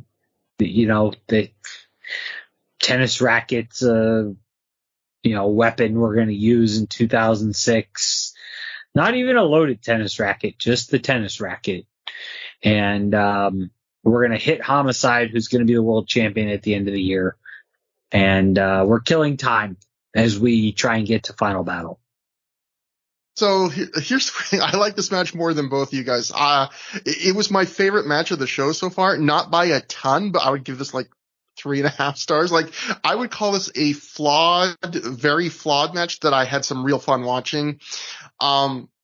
Yes, Matt, like the match does start with the headlocks, but I felt very early on it kind of kicked into this crazy gear where once they spill to the floor, especially, but even like the 30 seconds a minute to before that, it's like all of a sudden everyone starts wrestling with this wild urgency, like everyone has ants in their pants. It's kind of scrambly. There's a bunch of spots where things don't quite hit perfectly, but combined with that pace, I found it like forgivable and kind of enjoyable in itself. I just like that kind of madcap energy. I like the brawl outside the ring.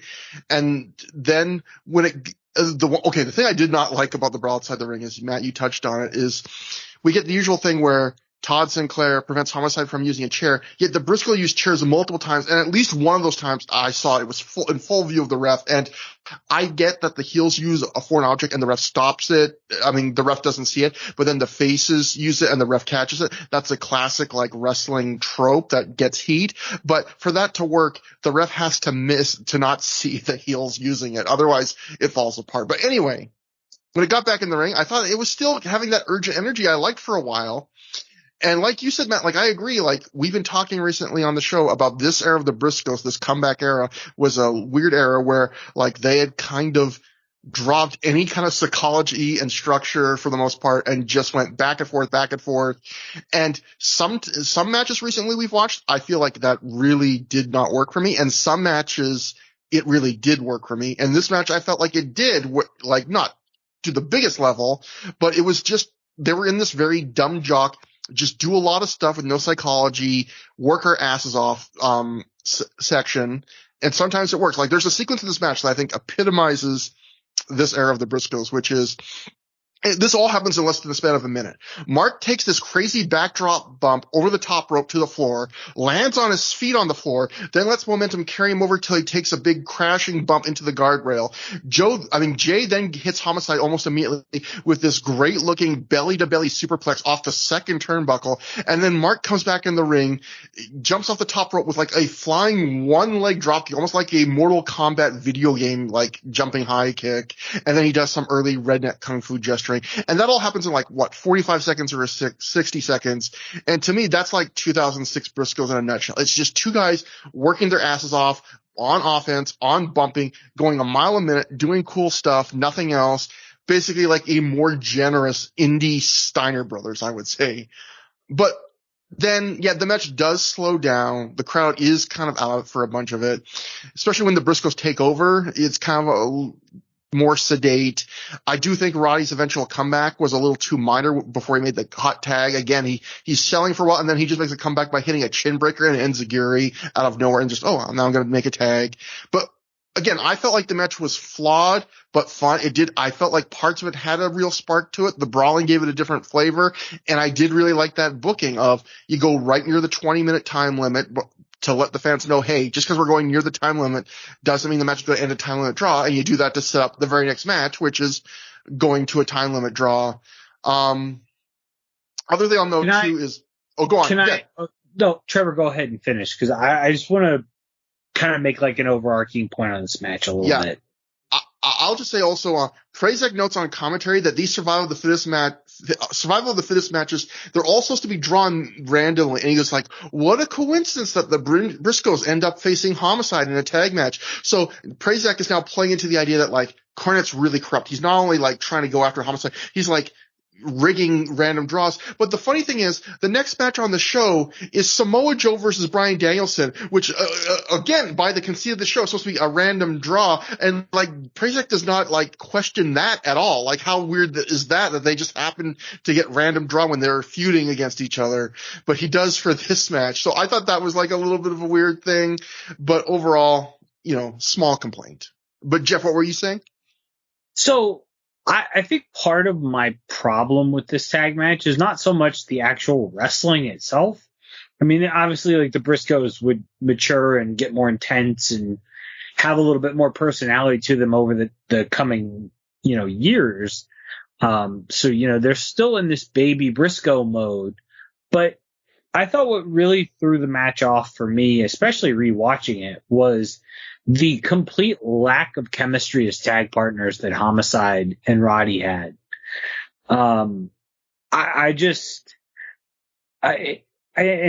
This will tie into something when we talk about the tag title match. I thought Homicide and Roderick Strong were like just two singles wrestlers in the same match against two guys. Yeah. This very much felt like two singles matches for the price of one. And the random draw thing on commentary was bizarre.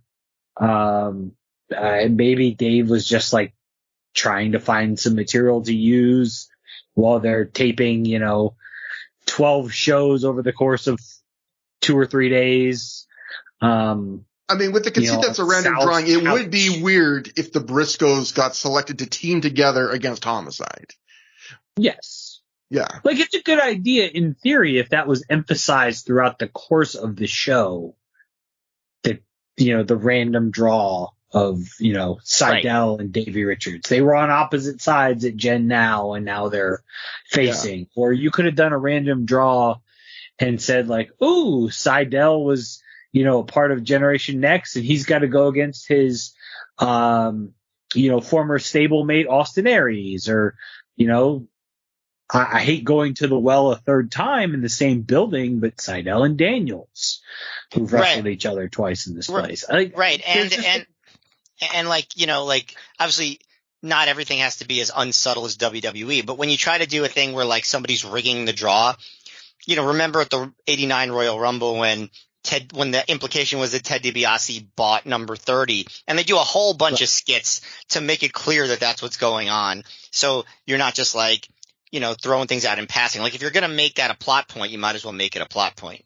Yeah, Cornette could have mentioned it rather than it being just the side on commentary for a second. Well, and to Matt's point, like, you had time to do the Jimmy Rave vignettes throughout the course of the show. You could have had Jim Cornette going around making promises to people saying, like, hey, interested in a tag team title shot? And then, like a babyface turns him down because he knows what he's up to. And then like a heel somewhere in the mix is like Jimmy Rave, for example. It's like, oh yeah, sure. I'll take a world title shot if you give me, and you can put, a Briscoe in for me in a tag team match. I mean, there's a million different ways. You could have even done like a comedy one where Cornette tries to buy Delirious's spot in the random draw, and gotten something out of it, some sort of inside cheap pop. There's a million different things, and again, like, we're covering a show from 17 years ago, but still, like, this is not the Ring of Honor standard so far. Yeah. And well, let's see if it was a terrible crowd. It was a terrible crowd too for this match. The crowd was dead the entire 17, 18, 19 minutes of this match post promo. So, that brings us, maybe we'll see how European changes with our final first round match in the Survival of the Fittest tournament. It's a non-title match. Bryan Danielson and Samoa Joe go to a 20-minute time limit draw, which eliminates them both from the tournament. Jeff, this is this was the big draw of the show, I resume, on paper, other than just, hey, you're going to see the whole tournament, because, this was the first rematch of Joe and Danielson after the 60-minute title draw title's not on the line here. What'd you think about this? Well, so there's a couple things. So remember, and I don't know if it came up in any of the research or not, but the Newswire had been promoting the idea that if Joe won, not only would he get a world title shot for pinning the champion or beating the champion, he'd get a title shot whether he won Survival of the Fittest or not. So Joe could have technically 2 title shots if he were to beat Bryan Danielson and win Survival of the Fittest. So he'd walk around with 2 Money in the Bank briefcases. Just felt like a lot of doubling down. This match it's good. I don't think anybody can make any argument that it was a bad wrestling match. I don't know that the idea of doing a draw makes perfect sense because you don't want to beat the champion. And I assume TNA was telling Ring of Honor, like, you can't beat Joe, so you got to do something. But then, in my head, I think to myself, well, why are we putting them against each other if neither of them technically can take the fall? So, the wrestling itself, like, Samoa Joe's my all-time favorite wrestler. Bryan Danielson's the all-time greatest wrestler. This match is happening in Cleveland. It's pretty exciting stuff. Crowd didn't seem to have the kind of enthusiasm that I do now talking about it. But more enthusiasm than they did for other matches on the show, though. Yes. I would say this, aside from the tag title match, this is probably the most emotion. And then the final sprint to the Survival of the Fittest. This is the most emotion you got out of the crowd, but even then, like, it felt muted. In comparison, if this was happening in front of, an additional 100 people, or, an additional 200, depending on where you are. There was a really fun spot where Joe goes for the muscle buster and Bryan gets out and then comes with that top rope drop kick. That fire up, forearm that he does, and then the crazy suplex that drops Joe right on his neck. I thought that little sequence was like the top highlight of this match, but from a common sense standpoint, they had a 60-minute draw. Neither of them theoretically going into this match can lose. Are they going to do anything other than a 20-minute draw that leads to a 5-man Survival of the Fittest? I don't know. I didn't go into this show thinking we're getting an all-time classic Bryan Danielson Samoa Joe match. Nor did I think upon rewatch that I was going to like this any more than I did live and in person. The crowd did not like the finish. That's for sure. When Prazak says neither will be in the main event, there's an audible from the crowd. Yeah. So I thought this was like the house show version of this match. Like, it's good. It's like 3.5 stars. I would say it's the best match in the show so far. They give you like a nice moderate pace. They do some slow mat work to start. They build it up. They never go too crazy, but by the end they are doing some of their bigger stuff. You're getting like the cow mutilation. Danielson's breaking out the flying headbutt. But yeah, this match doesn't really have a big emotional charge to it. It doesn't have a lot of urgency, especially for the 2 top guys that are supposed to be in the midst of a big feud.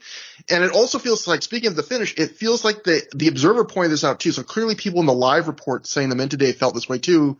It feels like they screwed up the timing of the finish because it looked like they were going for the classic, like, babyface challenger has the champ beat, but time expires finish, where Joe has Danielson in the choke as the time expires, except when the time expires, counters. Danielson's going for a DDT and the bell rings, and it's like Joe realizes, fuck, that's not what the finish is supposed to be. So they just keep wrestling for like another 5 to 10 seconds, and then he puts him in the choke, but it's like clearly well after the bell is rung. So it's like, it really felt like, oh shit, this was supposed to be the finish, so we're still going to try and kind of do it, but it doesn't really work when it's after the bell rings. Makes it more realistic. Makes it more realistic that it didn't work out that way, though. Yeah. Another interesting thing about this match to me is that they had Joe go for both like the elbow suicida and the Olay kick, and both times Danielson just avoids them so the moves don't happen, which made me think they were doing like another classic wrestling bit, which is the heel avoids like taking a big crowd pleasing move from the face, and then later the face hits it, and so it gets an even bigger pop because you teased it. Because typically in wrestling you don't tease stuff if you're not planning on delivering it later, and yet in this match they don't ever do that. like they tease both of them. Danielson avoids them. They never go back to, which is something I don't see too often in wrestling, which I was like, wow, that's different. So should have sold a couple hundred more tickets and then they would have done the moves. So maybe Joe was literally thinking like, you know what? I'm not doing a dive to the outside for under 400 fans, but, overall, this is not Yeah, I mean, overall, this is not a memorable match, but I do think it's kind of impressive in the sense that I think this is kind of the floor for these two guys. This is a mid-card match on a B show in front of 375 people going to a 20-minute draw with Danielson working in shitty too small gear he had to borrow for someone else because his luggage got lost at the airport with an injured shoulder, and yet still in my mind, it's probably the best match on the show so far. Like, that shows how talented these guys are. We're like the floor for them is still the best thing on, admittedly, not like a barn burner of a B show. Also, I will say that like between Danielson wearing someone else's blue trunks that are way too small for him and him doing his sexy like party time hip swivel multiple times, this is the match for you if you're sexually attracted to Bryan Danielson. So a little shout out to anybody who's looking for that. Matt, what did you think about this? Who is not sexually attracted to Bryan Danielson? Yeah. I don't want to meet them. Matt and I are sharing a brain tonight. Yeah. Matt, what'd you think about this match apart from how sexy Bryan Danielson can be? Well, I do want to mention the gear because like I thought it was adorable. Like, yes, it didn't look right, but it looked super old school. You know, he had no knee pads or anything like that. And even Jared David said he was like a throwback look, and he was hoping that he would do some flying mares, which he sort of does too at some point. But and he does some great looking knee drops without knee pads on this match. It's like it improved his knee drops. He did some unusual knee drops where he did like this running, jumping thing that you don't usually see him do, and he did a few in a row. I love how Danielson, you know, even then would pull out some just completely random shit, not just go to the well. I think if I saw this live in 2006, you know, like for the first time, I'd be kind of disappointed with it because, you know, a very high bar for Samoa Joe and Bryan Danielson. But like knowing now this was not one of their more remembered matches, I had a good time watching it. They, you know, especially compared to the matches that came before it, they had some personality. You know, Danielson always does. He looked like he was having fun out there. They did move pretty quickly. He did pull out some interesting stuff. So I thought this was a good match, you know, and I could see why good would be disappointing for Bryan Danielson and Samoa Joe. But if you go in not expecting more than that, and you know this has been a listless crowd, it's like, all right, crowd's a little bit more up for it than they were for other matches. They are, you know, they seem to have some energy, even if it's not the most. The one thing I will say is I kind of think Samoa Joe should have just won and been in the finals. Yeah, I mean, like, I get it. Like, if Joe had won, he would have to do a job in that match. But he was feuding with the Briscoes too. They could have done something underhanded and violent to take him out and pin him. I don't think it would have been that bad for TNA or whatever. And I think it would have been more satisfying for the crowd. I think it also would have made the main event feel a little bit bigger. So I think they probably should have just put Joe over here. I mean, what would have been the harm, really? And I mean, when you talk about the post-match angle, I have some thoughts on that too. But I think that's my final conclusion. I think Joe should have won this match.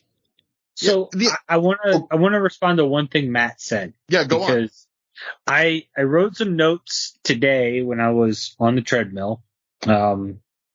And I basically rebooked this entire show and kind of gave the finals a little bit of a reboot.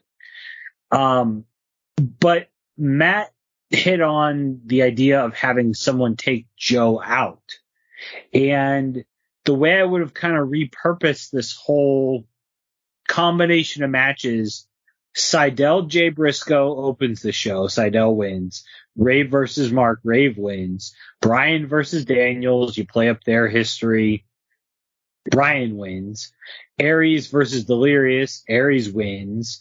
Joe versus Davey Richards, is kind of like the Davey Richards litmus test. Joe wins. Roddy versus Homicide. The Briscoes cost Homicide the match, creating more heat for Final Battle. Survival of the Fittest. Bryan and Joe eliminate each other.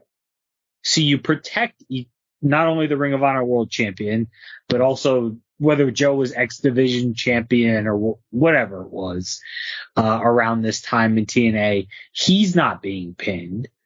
And I mean, we can talk about the rest of the Survival of the Fittest rebooking later, but everything that I wrote down as a reboot of the rest of the Survival of the Fittest has some sort of legs to the story.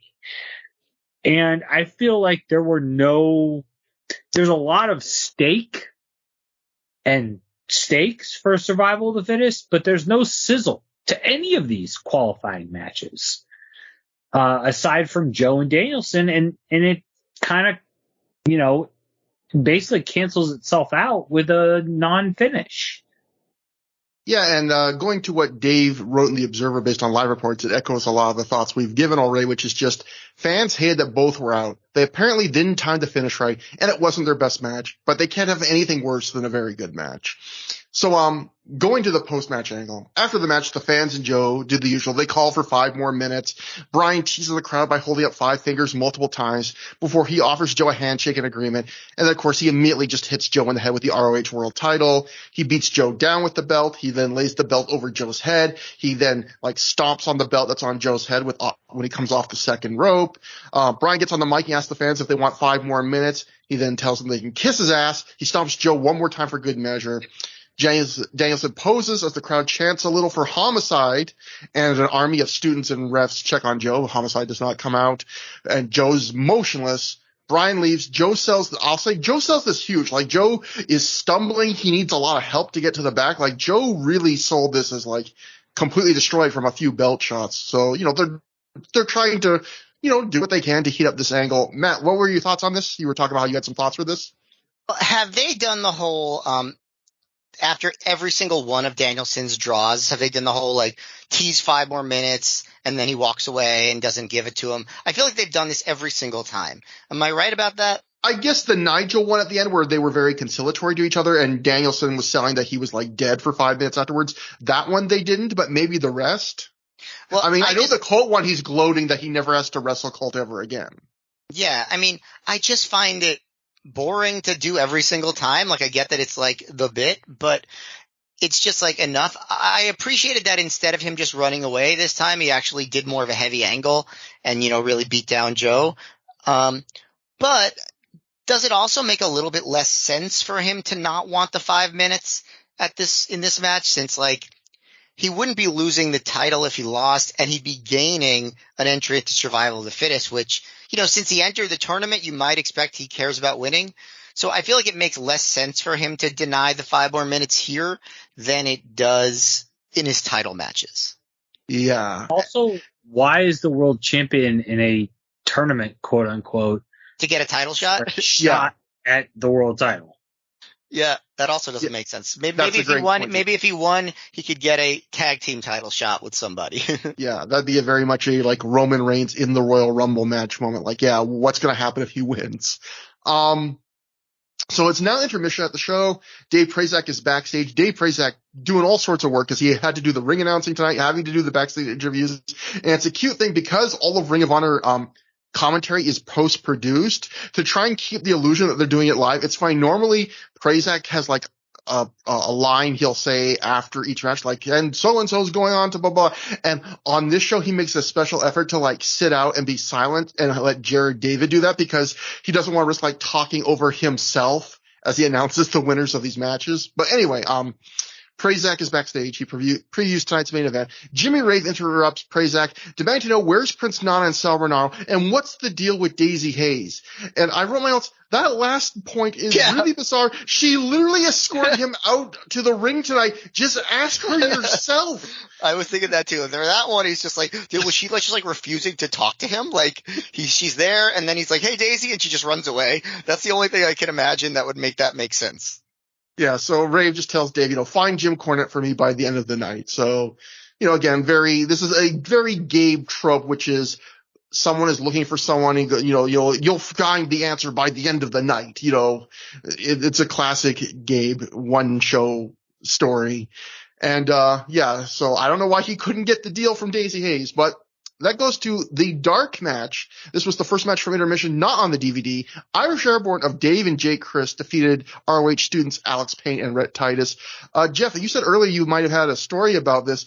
It is interesting that the Irish Airborne could not even make the DVD, although I guess looking at the DVD, it was like 3.25 hours, which is kind of like the upper limit usually when they also include a video wire. But what do you have anything to say about this match? Because obviously Matt and I did not see this. Yes. So first of all, we can all thank Shane Hagedorn for getting Irish Airborne into Ring of Honor. So thank you, Hagedorn. Good job.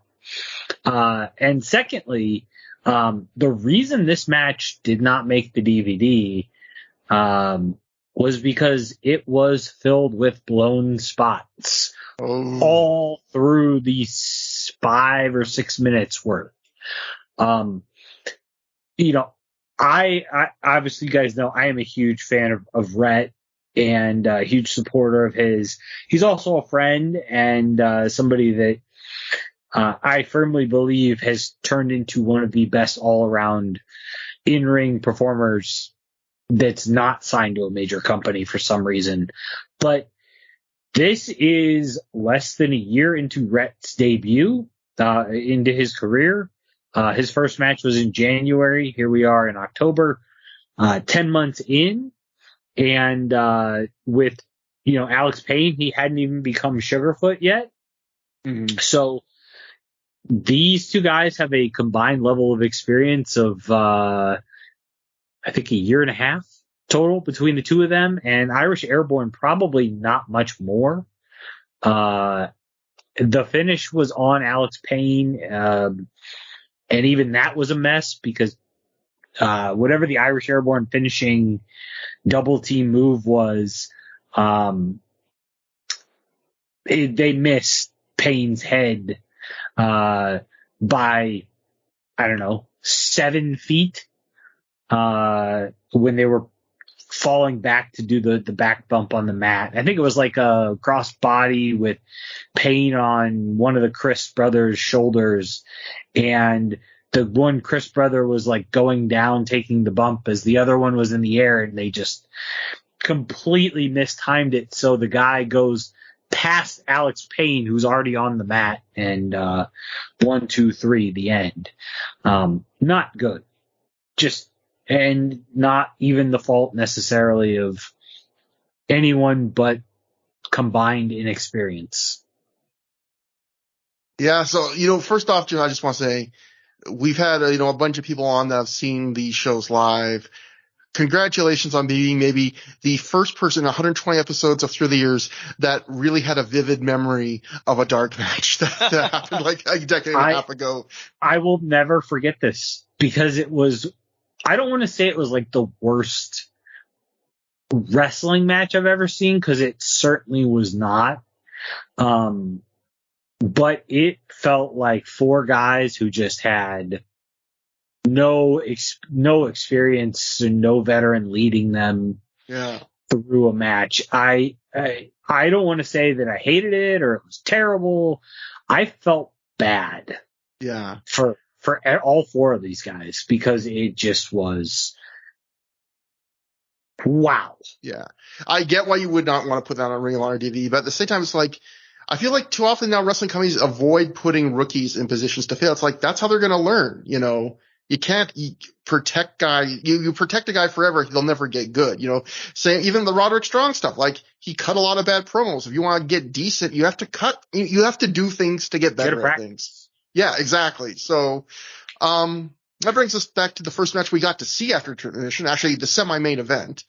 Ring of Honor World Tag Team title match. The Kings of Wrestling, Chris Hero and Claudio Castagnoli, made their first defense of the titles, defeating Colt Cabana and Jimmy Jacobs, scored to the ring by Lacey, in 17 minutes, 28 seconds. The Ballad of Ashley. We all love it. Oh, yeah.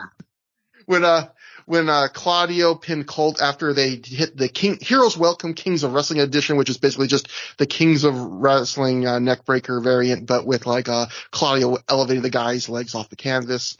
So before the match starts, Lacey rushes to the ring on her own. She grabs the mic and tells production to turn off that crap, the Ballad of Lacey, right now. She says Lacey's Angels no longer come out to that miserable excuse for a song. She tells production to hit Colt Cabana's music. They do. Colt and Jimmy come out. Colt starts dancing with Lacey in the ring as Jimmy mopes in the corner. Colt grabs the mic and apologizes to Jimmy when he notices Jimmy moping. He goes I didn't mean to make you sad. You know what? This next dance with her, that's for you. Jimmy gets really excited. He's about to dance with Lacey when Lacey screams I'm not going to dance with you. What the hell's wrong with you? There are things so much more important for you to be focused on right now. So they're really turning up the dial now on the idea of Lacey's really nice to Colt, lets him do a lot of things that she will not let Jimmy do. And also, we did mention this on the last episode, but the Kings of Wrestling, they started with the last show, I think, using We Are the Champions by Queen as their theme, which was just fantastic entrance music for them. Yeah, that was their theme in other indies before. Yeah. It's so grandiose and boastful, and it has that long build-up, and you really should only use it for heel champions, I think, because it's so over the top in that sense, but luckily they are, and they keep entering through the crowd like they did during the CZW feud, so they're still kind of trying to sell that they're still in some way outsiders to the promotion, and Hero actually before the match, has Claudio put both their ROH and Chikara tag title belts in the briefcase Claudio always brings to the ring. And it's a funny moment as he legitimately can't fit the belts in for a while. So he has to fidget and do some luggage Tetris to make it work, but eventually he does. Luggage so the match is Tetris. Yeah.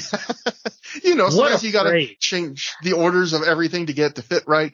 So, I love it.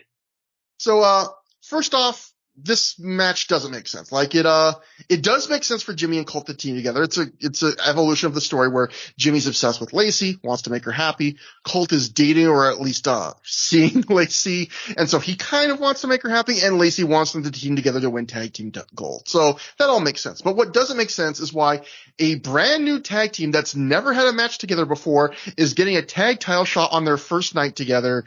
Of course, the only real reason is Ring of Honor's tag division at this point was fairly thin. But in terms of making sense, though, this match, I would say, is a welcome adjustment in the Lacey love triangle storyline. We've spent a few episodes talking about how no one in this love triangle feud has been likable, but they shifted here, noticeably. Instead of Colt being just gleeful that how everything going on is hurting Jimmy so much and rubbing it in, he's actually sympathetic to him here. And like I said before the match, when he sees Jimmy pouting at them dancing, he tries to get Jimmy a dance. During the match, Colt's shouting legit encouragement to Jimmy. He's trying to get Jimmy involved in double teams and not pulling opponents out of the way anymore. At times, Jimmy is hesitant, but it leads to a nice moment late in the match where Jimmy has the Kings of Wrestling on the ropes, but he's exhausted and he needs to tag Colt in. But he looks at Colt and he's hesitant. He's I don't really want to tag this guy in. I still don't like this guy. But then eventually he does. And he does do the right thing and he makes the tag. Of course, everything goes wrong late when Jimmy accidentally spears Colt, when Claudio leapfrogs Jimmy as he's making the charge, and that leads to Colt taking the fall. So there's, again, some simple, decent psychology here. But I would say overall, in just evaluating the storyline part of this, drastic improvement, because the storyline works a lot better when at least one of the people involved in a love triangle is likable, and at least on this night, they achieved that, I believe. As a match itself, I don't know. I enjoyed it because I enjoy these characters. Hero's healing is really fun here. He's just such a smug jerk to Jimmy early on, really trying to bully him as the bigger man. And again, I did like the Jimmy Colt storyline in this match. I did like some of the early Matt stuff Colt and Claudio did, where it did feel more like Colt doing kind of like the Orange Cassidy kind of vibe, where he's doing comedy, but it's not just like comedy separate from the match. Like it's comedy where he's kind of like psyching his opponent out or fooling them, or it's using it to his advantage. Little things like Colt just like trying to kip up and then realizing he could just push the guy's leg off of his head during a head scissors, or doing an incredibly slow drop down to the mat, but then leg tripping a kind of confused Claudio. But overall, okay, just to sum up, the match though is slower paced and more meandering than you might expect. And it doesn't really build to a huge crescendo like you might hope. And the middle third of the match, when the Kings of Wrestling get control, even though their signature offense is fun and they run through some of it, I felt like it lost some momentum and flow, and the crowd was kind of blah for it itself. Overall, it's like a 2 3/4 star match. Like I had some entertainment, but this is coming right off that Kings of Wrestling tag title change against Aries and Strong that we felt was a little bit disappointing. This is another match where even though I really love the people involved, this just did not click. Even though they fixed the storyline part, at least for this night. Matt, what'd you think about it? I guess where you were on the Briscoes tag, I guess that's where I am on this one. Like I liked it a lot more than I think most people did. But like it was a big deal for me that they decided to pull back from Colt being a total prick. It made the storyline so much more palatable to me. Like that he was being, sympathetic or empathetic to Jimmy. And just, yeah, and not being quite as pervy and weird with, Lacey. There was the part where Gabe got on commentary and was like, any word if Cabana and Lacey are going to be in the shower again later? Which, as I mentioned before, imagine hearing your boss say this about you. But then at the same time, I think it's like, all right, well, this was still in the 2000s where as a creepy boss, it was impossible to outdo Vince McMahon. So nobody would notice, Gabe doing it really. So I guess that, that's why he could get away with it back then. But yeah, one other thing I liked about the match, like you mentioned Hero was, doing a really good job being a heel. I also liked that he did tone down the goofiness in this match. He wasn't like preening after every spot the way he did in the Generation Next match. He wasn't, doing the knee walk. He was just being a heel and being dominant and kind of just being like a obnoxious wrestler. And Jimmy really played off of that well. Like that. In fact, the comedy stuff in the match was really more targeted toward Claudio, where at the beginning, Colt was doing like, got your nose, and like Claudio was acting all upset. But so I really appreciated that Cabana toned down the prickishness. Hero toned down the shtick, and they had much more of just like a tag team match. And just in general, I think the storyline wasn't as, heavy as it had been in the other matches with Colt and Jimmy. There were no spots where they were trying to embarrass each other. They, obviously Jimmy was still sort of like the sad sack, but they were wrestling and trying to win the match. And, yeah, I don't think this was a great match or anything, but I was surprised by how much I enjoyed it. I didn't like it as much at the time. I also think like, okay, and, don't get me wrong, Hero has had better matches in this in ROH in 2006. But I think other than the Danielson match at Hell Freezes Over, this might have been his best just straight up like wrestling performance of the year so far in ROH. Jeff, what'd you think about it? So remember the part of the show earlier where I said I think Matt and I share a brain tonight? Mm-hmm. I'm just going to say what Matt said. Because I agree with every single solitary note he put on this match. One thing I will add, I remember in the Newswire when this match was announced, they said that Lacey had used her business expertise. I mean, Ashley had used her business expertise to get Jimmy and Cabana a tag title shot so quickly after the Kings had won the tag titles. And it actually may have just been they were getting a tag title shot no matter who the champions were. And now all of a sudden it's the Kings of Wrestling. I thought the big takeaway for me from this match, first of all, Ring of Honor was so lucky to have the music that they had, because it adds so much to the eccentricity of Ring of Honor. The music just fit all the characters so appropriately. The champ is here for Samoa Joe, and then Mama Said Knock You Out later on. Copacabana for Colt. Give Me Back My Bullets for the Briscoes. We Are the Champions for the Kings. Final Countdown for Bryan just works. There's something organic about all of those things that they just work. And to have the Kings come through the crowd and to have this kind of match. I love this match.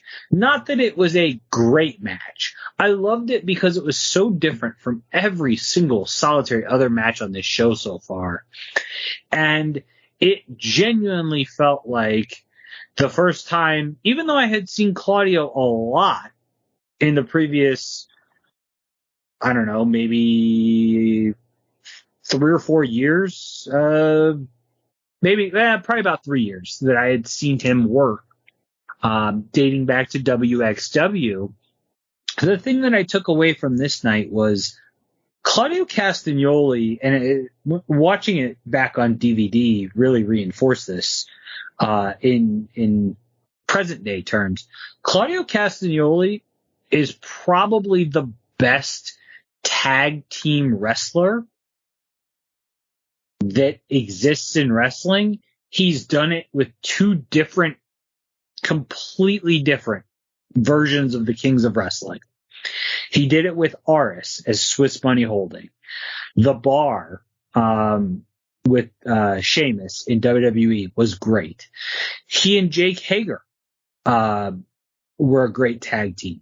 And in this match, the comedy stuff that Claudio did balanced out the serious wrestling that Chris Hero did. Mm-hmm. And yeah. I thought you had comedy from Cabana too, because it takes 2 to tango for that. But you also had really, really good wrestling from Claudio.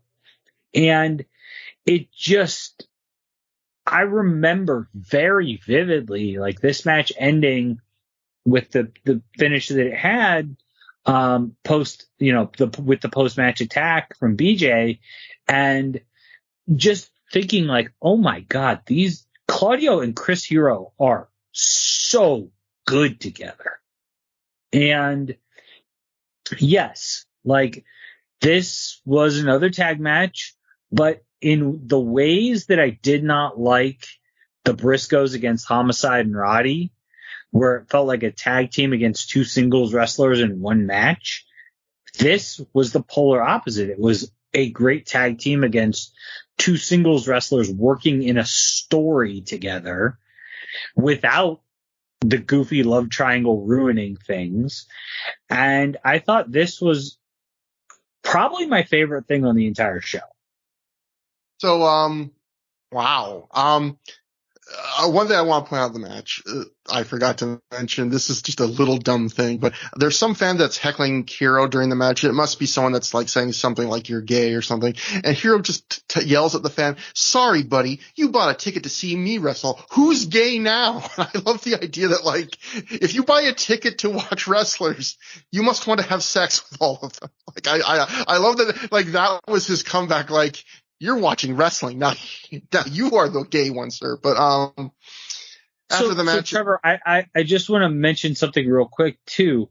One of the big problems with the Cleveland wrestling crowd during this kind of 2005, 2006 time frame was you had a very serious level of jealousy from the local independents that Ring of Honor could come in with some of the talent that they also used on their indie shows, but brand them as Ring of Honor talent. And we've seen it on some of these Cleveland shows, like with Chandler Biggins, may he rest in peace, heckling away. There was another promotion that had split off from AIW, and the name of it escapes me. It didn't last very long. That would take guys to the shows to disrupt And, if flyers happened to be put on cars outside of some of these indie shows, those flyers were taken away. They would send students out during the shows to kind of, sabotage the Ring of Honor flyers. It just, I think it, looking back on it, had a really negative effect on everybody's crowds, because I didn't go to a ton of indie shows based on some of that behavior for a while. Ring of Honor stopped coming, so then I would start going more and more, and it kind of became more of a social thing as opposed to going to see wrestling.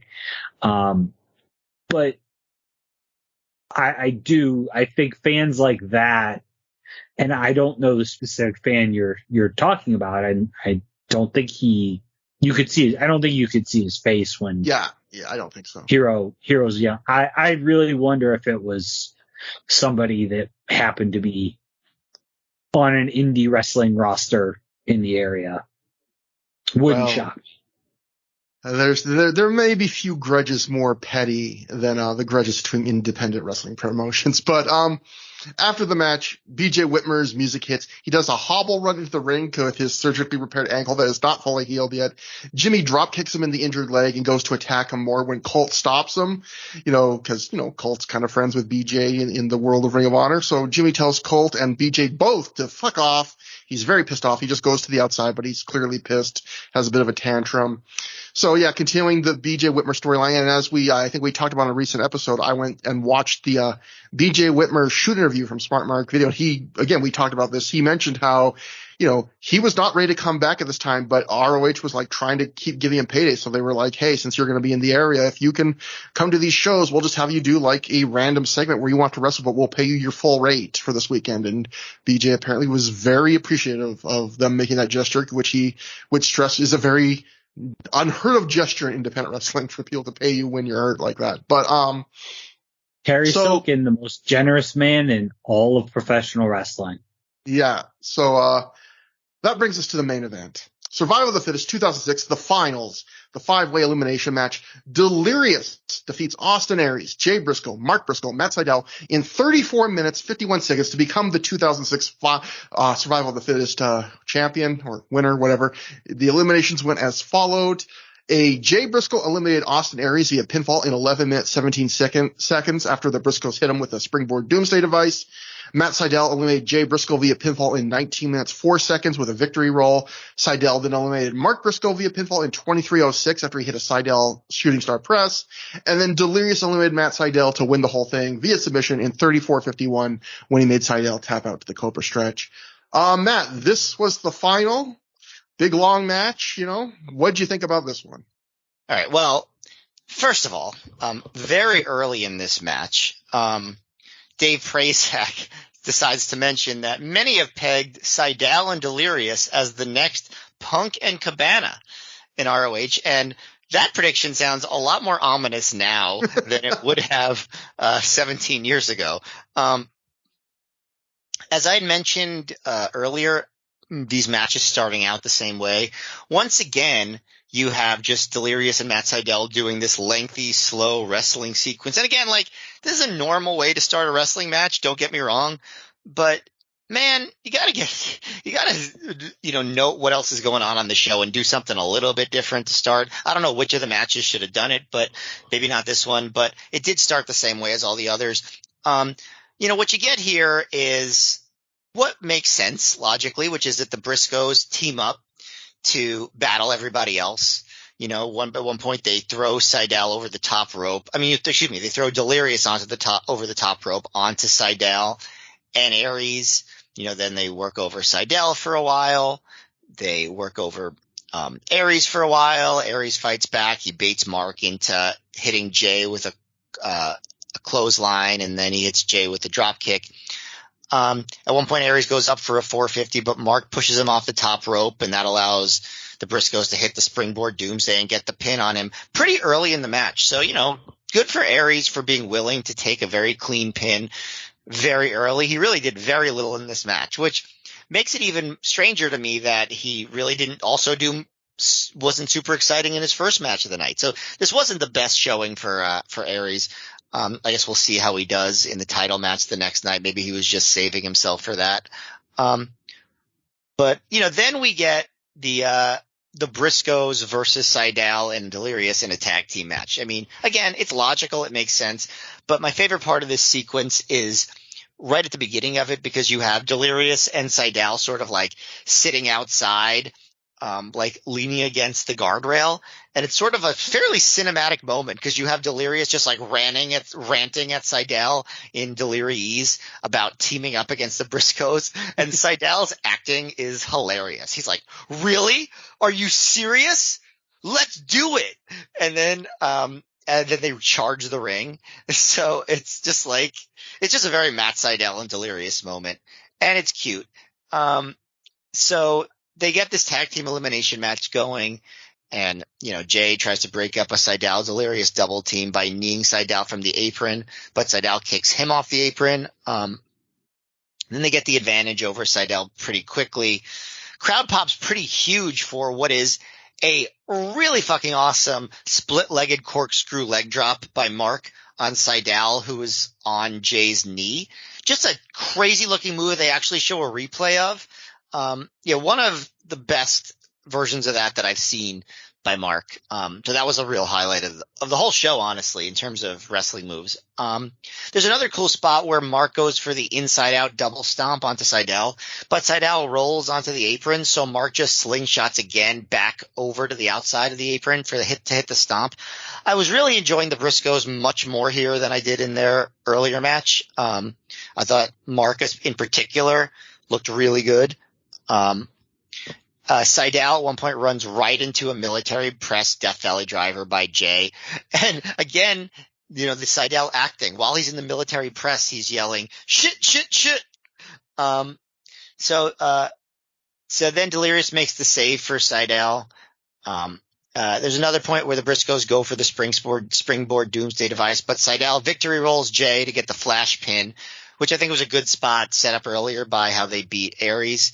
And so now it's Sydal and Mark and Delirious against each other. So Delirious and Sydal continue to work together to eliminate Mark.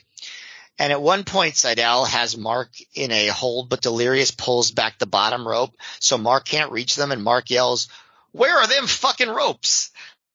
So more great acting by the stars of the Ring of Honor cast. So Mark hits a springboard ace crusher off the top on Sydal, and Delirious makes the save, which is a bit less logical to me than when he would have had to face the Briscoes 2-on-1 earlier. Yeah. But I guess it does still make some sense that he'd rather fight Sydal than Mark. Maybe he trusts him more to be a sportsman. I think that makes some sense. And it finishes just completely clean. It's not like a sudden flash pin. It's just Delirious hits the panic attack on Mark in the corner. Sydal immediately follows with the shooting star press, and Mark is eliminated. Now, this is the part of the match that if anybody remembers this show at all, they probably remember. And I could see, different people reacting differently to this. It's basically this balls to the wall. We're going to hit all of our moves and do a lot of kickouts. And I know some people don't like that style. It's maybe a little bit psychology-less, but it's been a long time since they let two up-and-comers in ROH do something like that. And I would still call at this point Sydal and Delirious up-and-comers. And so I honestly appreciated it. Like, I liked that instantly, as soon as Mark was eliminated, Delirious just did this crazy crossbody that sent them both over the top rope to the floor. It was sort of like a statement of purpose. Like, we are doing something you don't ever see us do. Because Delirious and Sydal wrestled at Epic Encounter 2 in St. Paul a month and a half earlier. And, I thought that they could have done a lot better. And this is them basically saying, we're just going to do everything. We're not going to hold back. And so I really enjoyed it. It's just, Sydal does the moonsault into the crowd. He does a standing moonsault, but Delirious gets his legs straight up. Here it is, driver gets a 2 count. Jumping Rana off the top is blocked by Delirious. And then Delirious jumps off and hits and then hits the panic attack, and then a second one and gets a Bizarro driver, which you really don't see Delirious doing that much. That got a 2 count. and they do the strike exchange with the dueling chant. They simultaneously hit big boots and get knocked down. Seidel kicks out of a roll-up, and Delirious immediately locks on the Cobra stretch. Seidel makes the bottom rope. Delirious goes up top for Shadows Over Hell, but Seidel stops him, and Delirious headbutts him off the top rope and actually hits the Shadows Over Hell. And Seidel kicks out, and Delirious immediately floats back into the Cobra stretch. And you think the finish is about to come, but they keep going for a while longer. Seidel reverses it into a quick pinning combo, and they do a few roll-ups. And then Seidel hits the standing moonsault, gets a very close near fall that the crowd definitely bought as for the finish. Goes back up for a moonsault belly to belly, which the story of the match, and the announcers do a good job of putting this over, that Seidel beat Delirious both times in their singles matches with the moonsault belly to belly. And also they mentioned that no one has ever kicked out of the moonsault belly to belly. So Seidel goes for that. Delirious pushes him off. Seidel comes back up, hits it. Delirious kicks out for a really great near fall, a really good reaction, at least by this crowd standards.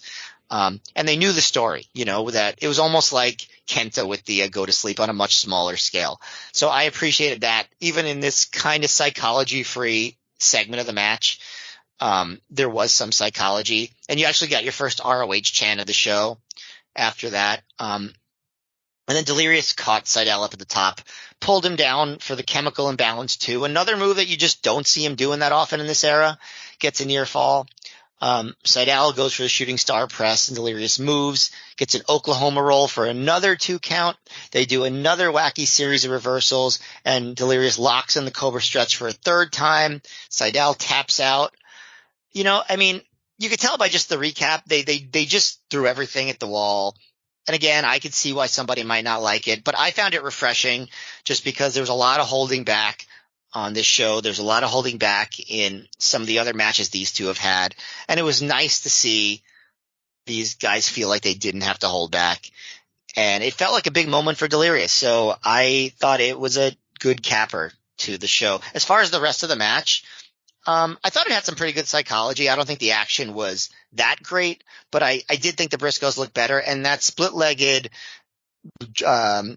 corkscrew leg drop by Mark was breathtaking. Like, it was such a good move. Yeah. So overall, I thought this was very good. Jeff, what'd you think? So I am right there with Matt again. I thought the final 11 minutes after Mark was eliminated was sensational. I do think the wrong guy won the match, and I'll expound upon that here shortly. But, obviously there's 23 minutes of a match before you get to the final 2 with Delirious and Matt Seidel. And if you look at Austin Aries combined 28 minutes or so in the ring on this show, I don't know if he had such a bad stretch of 28 minutes in his entire Ring of Honor run up until this point. And going forward, I certainly don't think until he would do kind of the heel turn and the, mixing of the Austin Aries persona circa 2009. I don't think he was ever that bad. This was not a good night for Austin Aries, and maybe he was a little salty about not having his gear, and I certainly can empathize with that, but not a great night for Austin Aries at the old ballpark, if you will. I like the idea of the Briscoes against Seidel and Delirious. I'm actually really surprised Gabe never went back to that after this show, because I think it probably would have been a really kick-ass tag team match from an athletic pro wrestling standpoint. And I don't know if Delirious ever booked that match when Seidel was in Ring of Honor. Like a third or fourth run, if you will. But I will say I love the spot with Mark in the ropes. Where are those fucking ropes? I thought that was such a great line. The talent, I think, all across the show from the opening match to the main event was more verbal than usual because it was such a small crowd and you needed to get the crowd ramped up. Get them to be twice as loud so that it sounded like there was twice as many people there. So I thought all of the talent on this show did a good job interacting with the crowd and trying to get them involved and get their emotions up. But to me, the perfect encapsulation of why I think this is just such a miss of a show is Delirious winning Survival of the Fittest. You have a chance in Ring of Honor where it's, quote unquote serious professional wrestling. A character top guy doesn't fit, especially one that's got no sense of realism to him.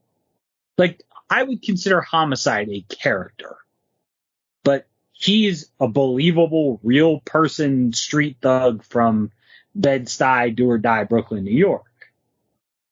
Delirious?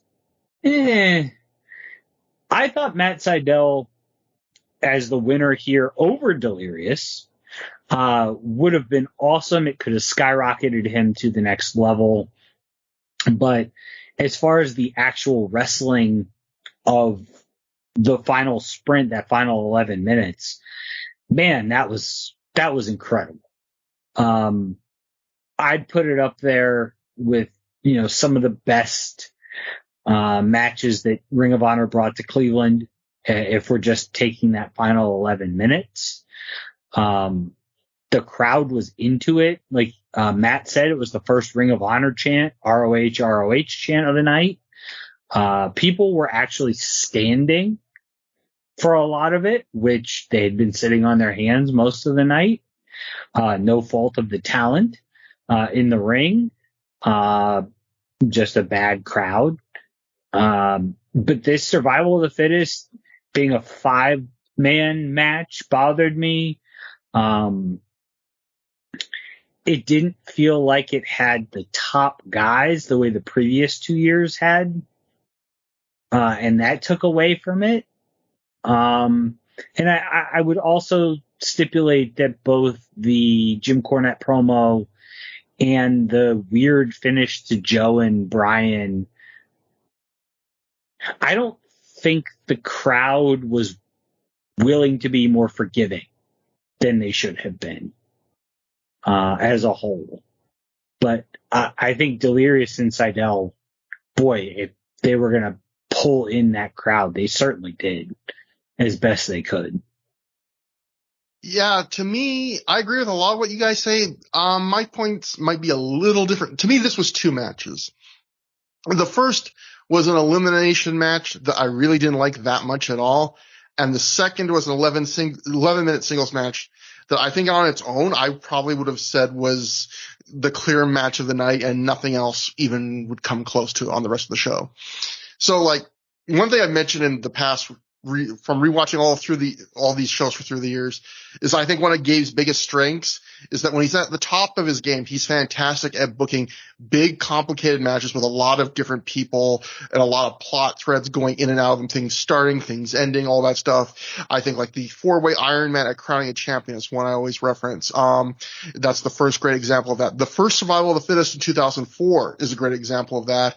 It's weaving, starting storylines, continuing storylines, and then the Cage of Death match we just saw a few months before this in the timeline, another great example of that.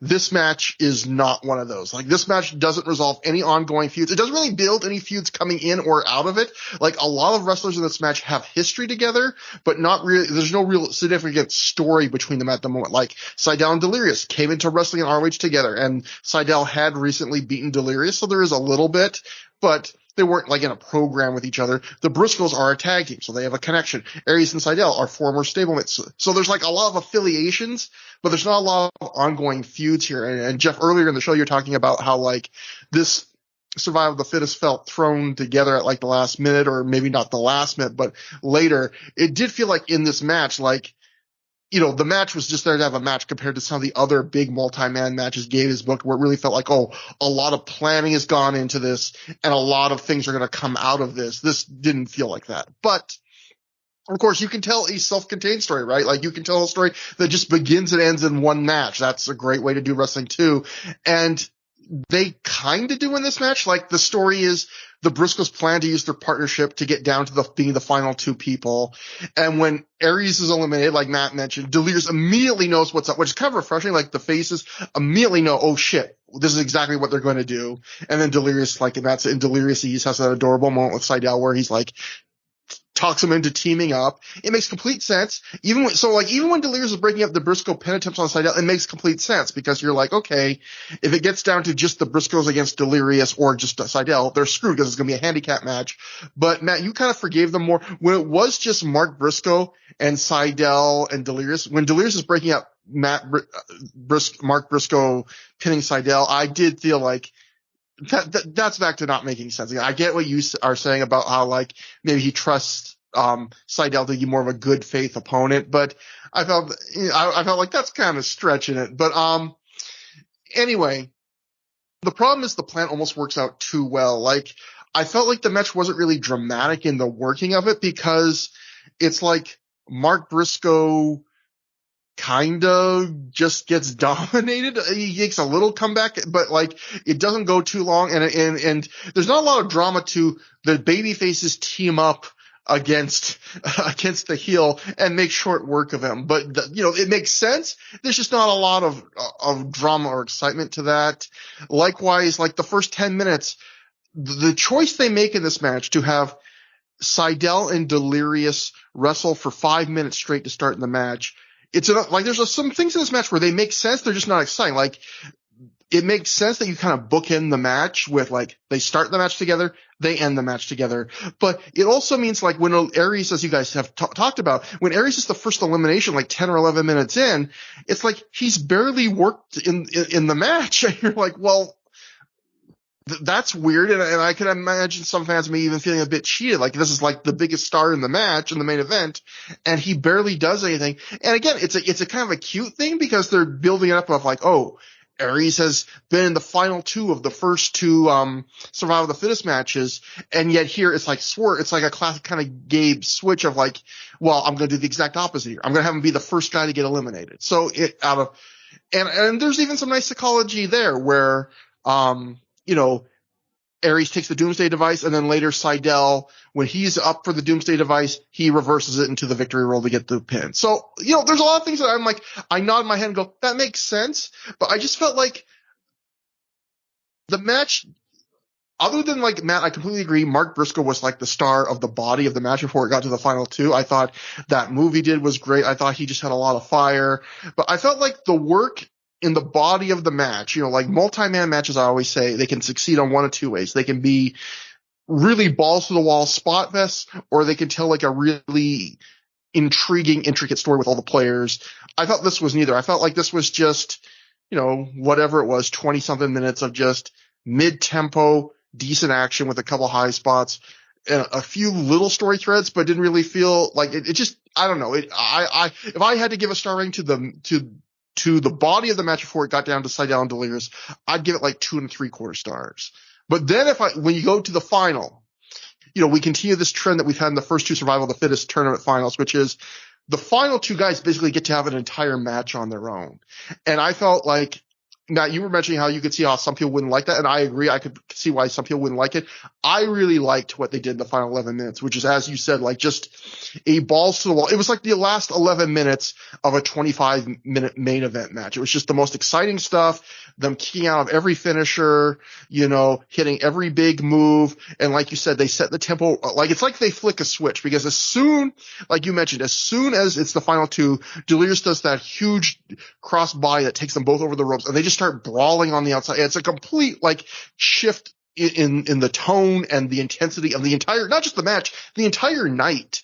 And I feel like maybe on another show it would seem like overkill, but this was the only match on this show where, like, I like some of the other matches on the show, but nothing else on this show felt like anything more than a B-show performance. This was, when it got down to those two, it was the only time this entire night where it felt like a match where two guys were giving you their A-plus performance, where it was like, on this night, this meant a lot to them, that they were getting to main event a show. They knew it was their chance to kind of elevate themselves. And I felt like it was earned also in the sense of, Matt, we had just watched that Epic Encounter 2 match between these two, and I remember not liking that match a ton, feeling like, oh, this felt like they weren't doing anything extra. And in hindsight, it's probably because they were saving it for this match. And, they weren't doing in all their other matches a lot of kickouts of every single finish. So it wasn't like they were doing this on every night. This was something special. To them, this was a big deal. So they were treating this like it was a big deal where, they're kicking out of the Shadows Over Hell. They're kicking out, it takes 3 Cobra stretches to put Seidel down. Delirious kicks out of the moonsault belly to belly. They're doing all these things they've saved over months and months. They're spending here in this one match, and that makes it just a complete blast. Even though there's not a story, it's just a complete blast of an 11 minutes.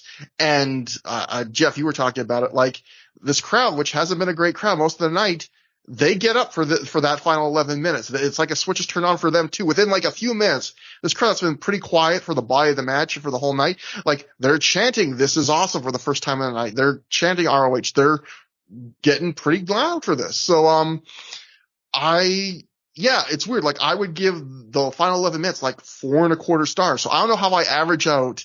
Like to me, it's like 2 separate matches. And it's a weird thing where like watching this match, I felt like this would be the perfect match to recommend in this. This would be the perfect show to recommend in the sense of I would say to people, you don't need to watch the entire show. You don't even you need to watch the entire main event.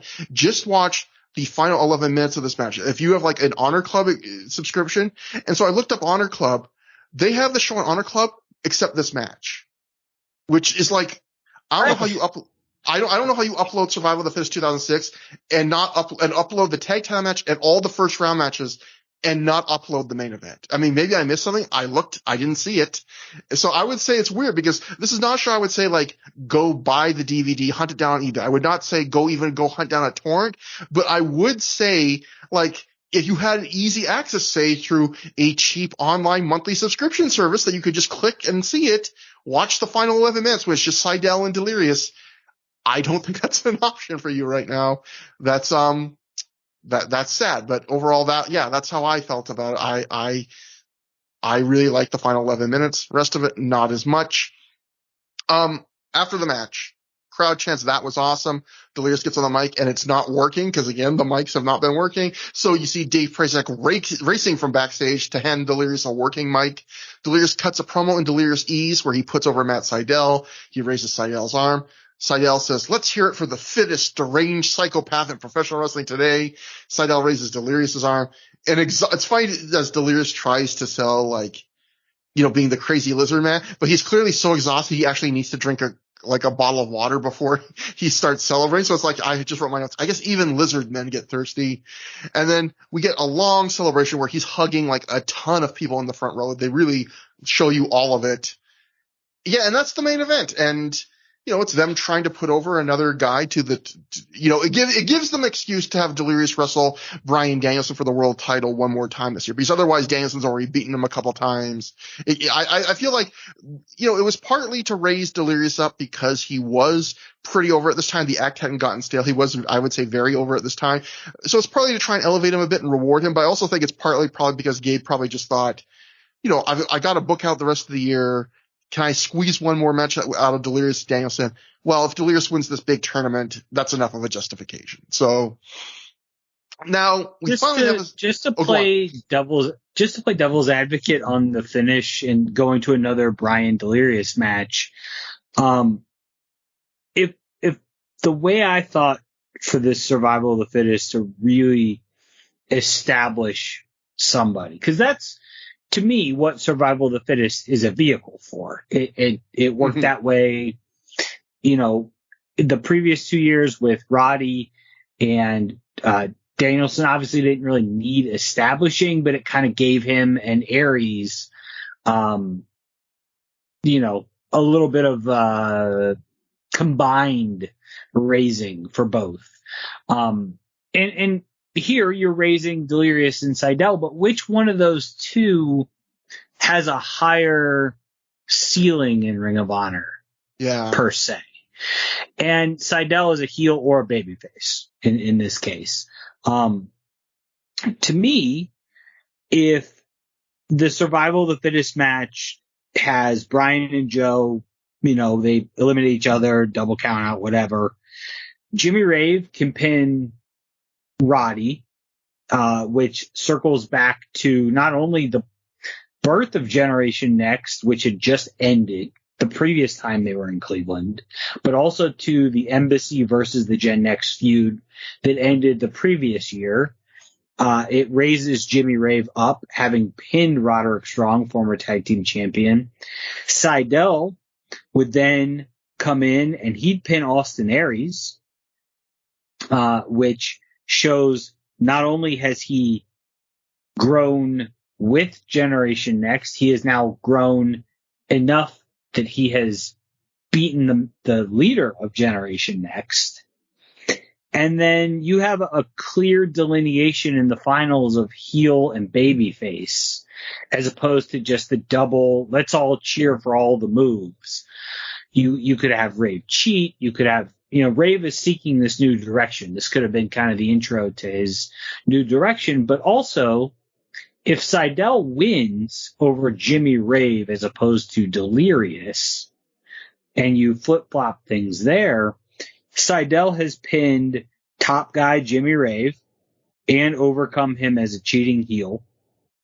He has pinned Austin Aries, the leader of Generation Next. He has pinned Jay Briscoe, multi-time Ring of Honor champion, in the qualifying match earlier in the show. And I think it raises his stock with a much higher ceiling in Ring of Honor for what it was in 2006 than character babyface with really no layers explored in his crazy man lizard face character Delirious. And that was kind of my takeaway, even though I loved the final 11 minutes. Don't get me wrong. It was the best 11 minutes on the entire show by a country mile and a half. I just felt like it was the wrong choice. And I was reminded of that feeling watching the DVD to prepare for your podcast. Jeff, I hear you. All I can say is last night watching AEW Rampage, I heard Don Callis call Matt Sydal a very impressive young man. So it sounds like maybe he did not get the opportunity yet, but he still has a long time, it sounds like, to go at the age of 40. The fact that Matt Sydal looks so, like, he doesn't age. He looks great. He works great still. Yeah. And I think he's a better wrestler now than he ever was. In my opinion, as he's aged, he's gotten smarter and more diverse. If you remember back, he was in the Pure title tournament in Ring of Honor during the pandemic in the closed set, and didn't do anything off the top rope. I think that match that he had with Delirious in the Pure title tournament in 2020 was probably the best match those two had together. And people should seek that out on Honor Club. But I think the idea that Matt Sydal has that Benjamin Button disease where he just keeps looking younger. Yeah. Don Callis needs to get on the AEW Honor Club team and have them upload this finals. Yeah. So finally we end with a segment that is the build up to the payoff to what we've been building up all night. It happens outside in darkness as Dave Prazak informs Jimmy Rave that's where Jim Cornette is. So we see Jimmy go outside. Jimmy finds Jim Cornette outside, who is pissed about stinking Cleveland and can't find his car. Rave asks Cornette, what's the deal with the embassy? Where's Prince Nana? Cornette says Prince Nana tried to pull a power play, and he doesn't go for that. He's not going to negotiate terms with Prince Nana. He takes the terms Jim offers. If he does it, he's gone. So until when or if Nana gets a better attitude, Jim says Prince Nana is gone from Ring of Honor. So do you notice that now when you add Nana to the list, the people that Cornette has the big problem with are Homicide and Samoa Joe by proxy, and the Rottweilers, and Prince Nana. So basically he's going after every regular person of color who's a member of the regular Ring of Honor roster. Because those are pretty much it. Other than like the Japanese guest stars, that's pretty much it at this point in the ROH roster as far as people of color. It'd be something if he just started randomly bringing up like Scoot Andrews or something like, and fuck him too. Like just, whoa, Jim. But it would fit. It would fit because that's what he is. I mean, Jim has definitely. I will not make any comments on who he is in real life, but definitely as a character, it does seem that way. Jim Cornette has not been afraid to do race baiting. We saw him on Through the Years one or two show. Well, on the last show, do a race baiting angle. So, Jim says if Rave wants to do something to help better his career, help him find his stinking car. Jimmy is not into that. He just wanders, what is going on here? And he walks away. And so, yeah, I wrote my notes. Kind of an anticlimactic on-air writing out of Prince Nana and the embassy, where the lead wrestler of the group somehow can't ask Nana himself what is happening, and we're told he's gone because he tried to renegotiate his contract. So yeah, no big angle, no big attack. I know the rumor was, we talked about on the last episode, that they want to have Nana get attacked by Bruno Sammartino at the last show, and Bruno was like, I don't want to do a physical angle. But that's the end of Prince Nana, is Jim Cornette telling you that, yeah, he's gone. And when does Nana come back? When does he come? 2008 he comes back, is that right? Yeah, near before Gabe goes, he does the storyline, doesn't he, where he's like back, he's like, I've lost my fortune. Yep. Yeah.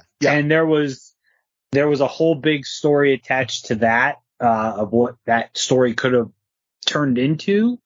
To me, with this Jimmy Rave in the parking lot with Cornette, the thing that bothered me was the phrase power play, and the story I had always heard, and Nana is actually somebody that has told me this. He asked for a raise and was told no. And we covered this in the show last time. The only quotes I had was from one of the newsletters. I forget which one. Basically, I think Gabe basically saying, "Oh, Nana wanted to wrestle more, and we didn't see that for him." And we didn't see it. So is certainly that possible? Is that Gabe's? But there's one of those. It could both be true, right? Maybe there's a chance that Nana was like, "Hey, I'd like more money, and if that means getting him back in the ring, can I do that?" And Gabe basically saying, "No, I want you as a manager, getting paid this much money." Sorry. In general, the truth is always in the middle somewhere there. Yeah. Yeah. And since this is probably going to be one of the last times we get to talk about Nana for a really long time, very, very inspirational that he's now a big star on TV. Yeah. And is as over as he is.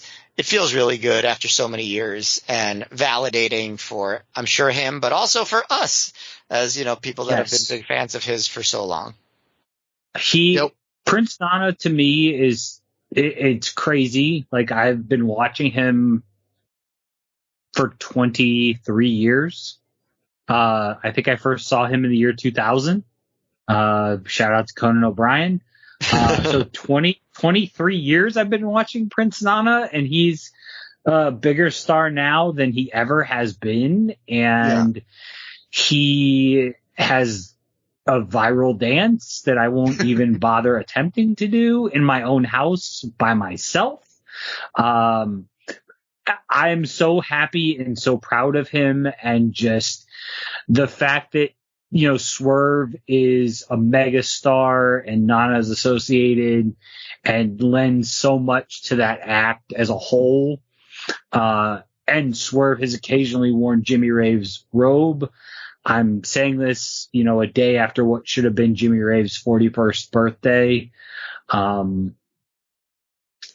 It's just, I get emotional thinking about it, and Nana being on TV, there are times where I do get a little teary eyed and have to press pause, because I think of my friend Jimmy Rave. I think of my friend Prince Nana, and how proud I am and how happy I am that Jimmy's legacy lives on through Nana, 17, 18 years later. It's just wonderful. Yeah, one of the true, kind of feel-good stories we've had in, the last year of wrestling, and for longtime fans. And speaking of things that make you feel good, before we get to our final thoughts, Matt, last time on the show, it's new, we forgot the Matt F. trophy. So technically, if you have a good memory, we have 2 Matt F. trophies to give away today. Oh, man, I was not prepared for the Matt F. trophy for last month. But you know what? I'll give it and this is right off the top of my head, I'm giving it to the Morishima and Joe confrontation for the Glory by Honor show. For this show, as far as the Matt F trophy goes, I am going to give it to Colt Cabana for being nice to Jimmy Jacobs on the show. So you didn't see that? You didn't see that one coming, did you? You know what? No. You know what? That is actually the most Matt F trophy. You know what? I think that it's early in the history of the Matt F trophy. I think that personifies the spirit of, if not the Matt F trophy, at least Matt Feuerstein. That's just a nice pick. Yeah, I was so sad to see Cabana being a jerk, and now he was being nice, and I was like, oh, thank God. So, on final thoughts on the show, I already kind of gave my thoughts during the main event. I feel like listening to our reviews, I like the show a bit more than either of you guys, but at the same time, this is very much a very skippable B show, minus that final 11 minutes, which I do think is something somewhat special. And like I said before, would have been perfect for me to suggest, if you have Honor Club, just forward to it. And maybe I'm wrong, maybe someone will correct me, but when I took a brief look there, they had everything but this match. And again, I would not recommend going out of your way to get this show, going to any trouble, in other words. But if this falls into your lap for some reason with no effort on your part, watch the final 11 minutes. It's good. Jeff, what'd you think? Easily the worst of all the Cleveland shows by a long distance. Very much a B- C+ show. Nothing was like obscenely offensive or terrible. Outside of like just having to hear Jim Cornette do the same promo with, Newtown inserted, and new local sports teams for him to yell about. The final 11 minutes of Survival of the Fittest, bravo, to Delirious and Matt Sydal.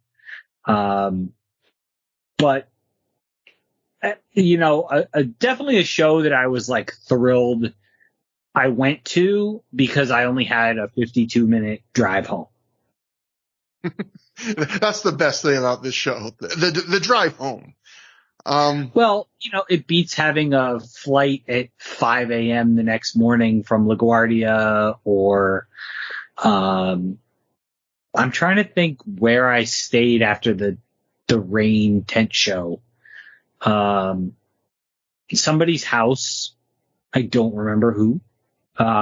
Maybe whoever that was can jog my memory. But yeah, I mean, I don't want to say it's a bad show because it's not.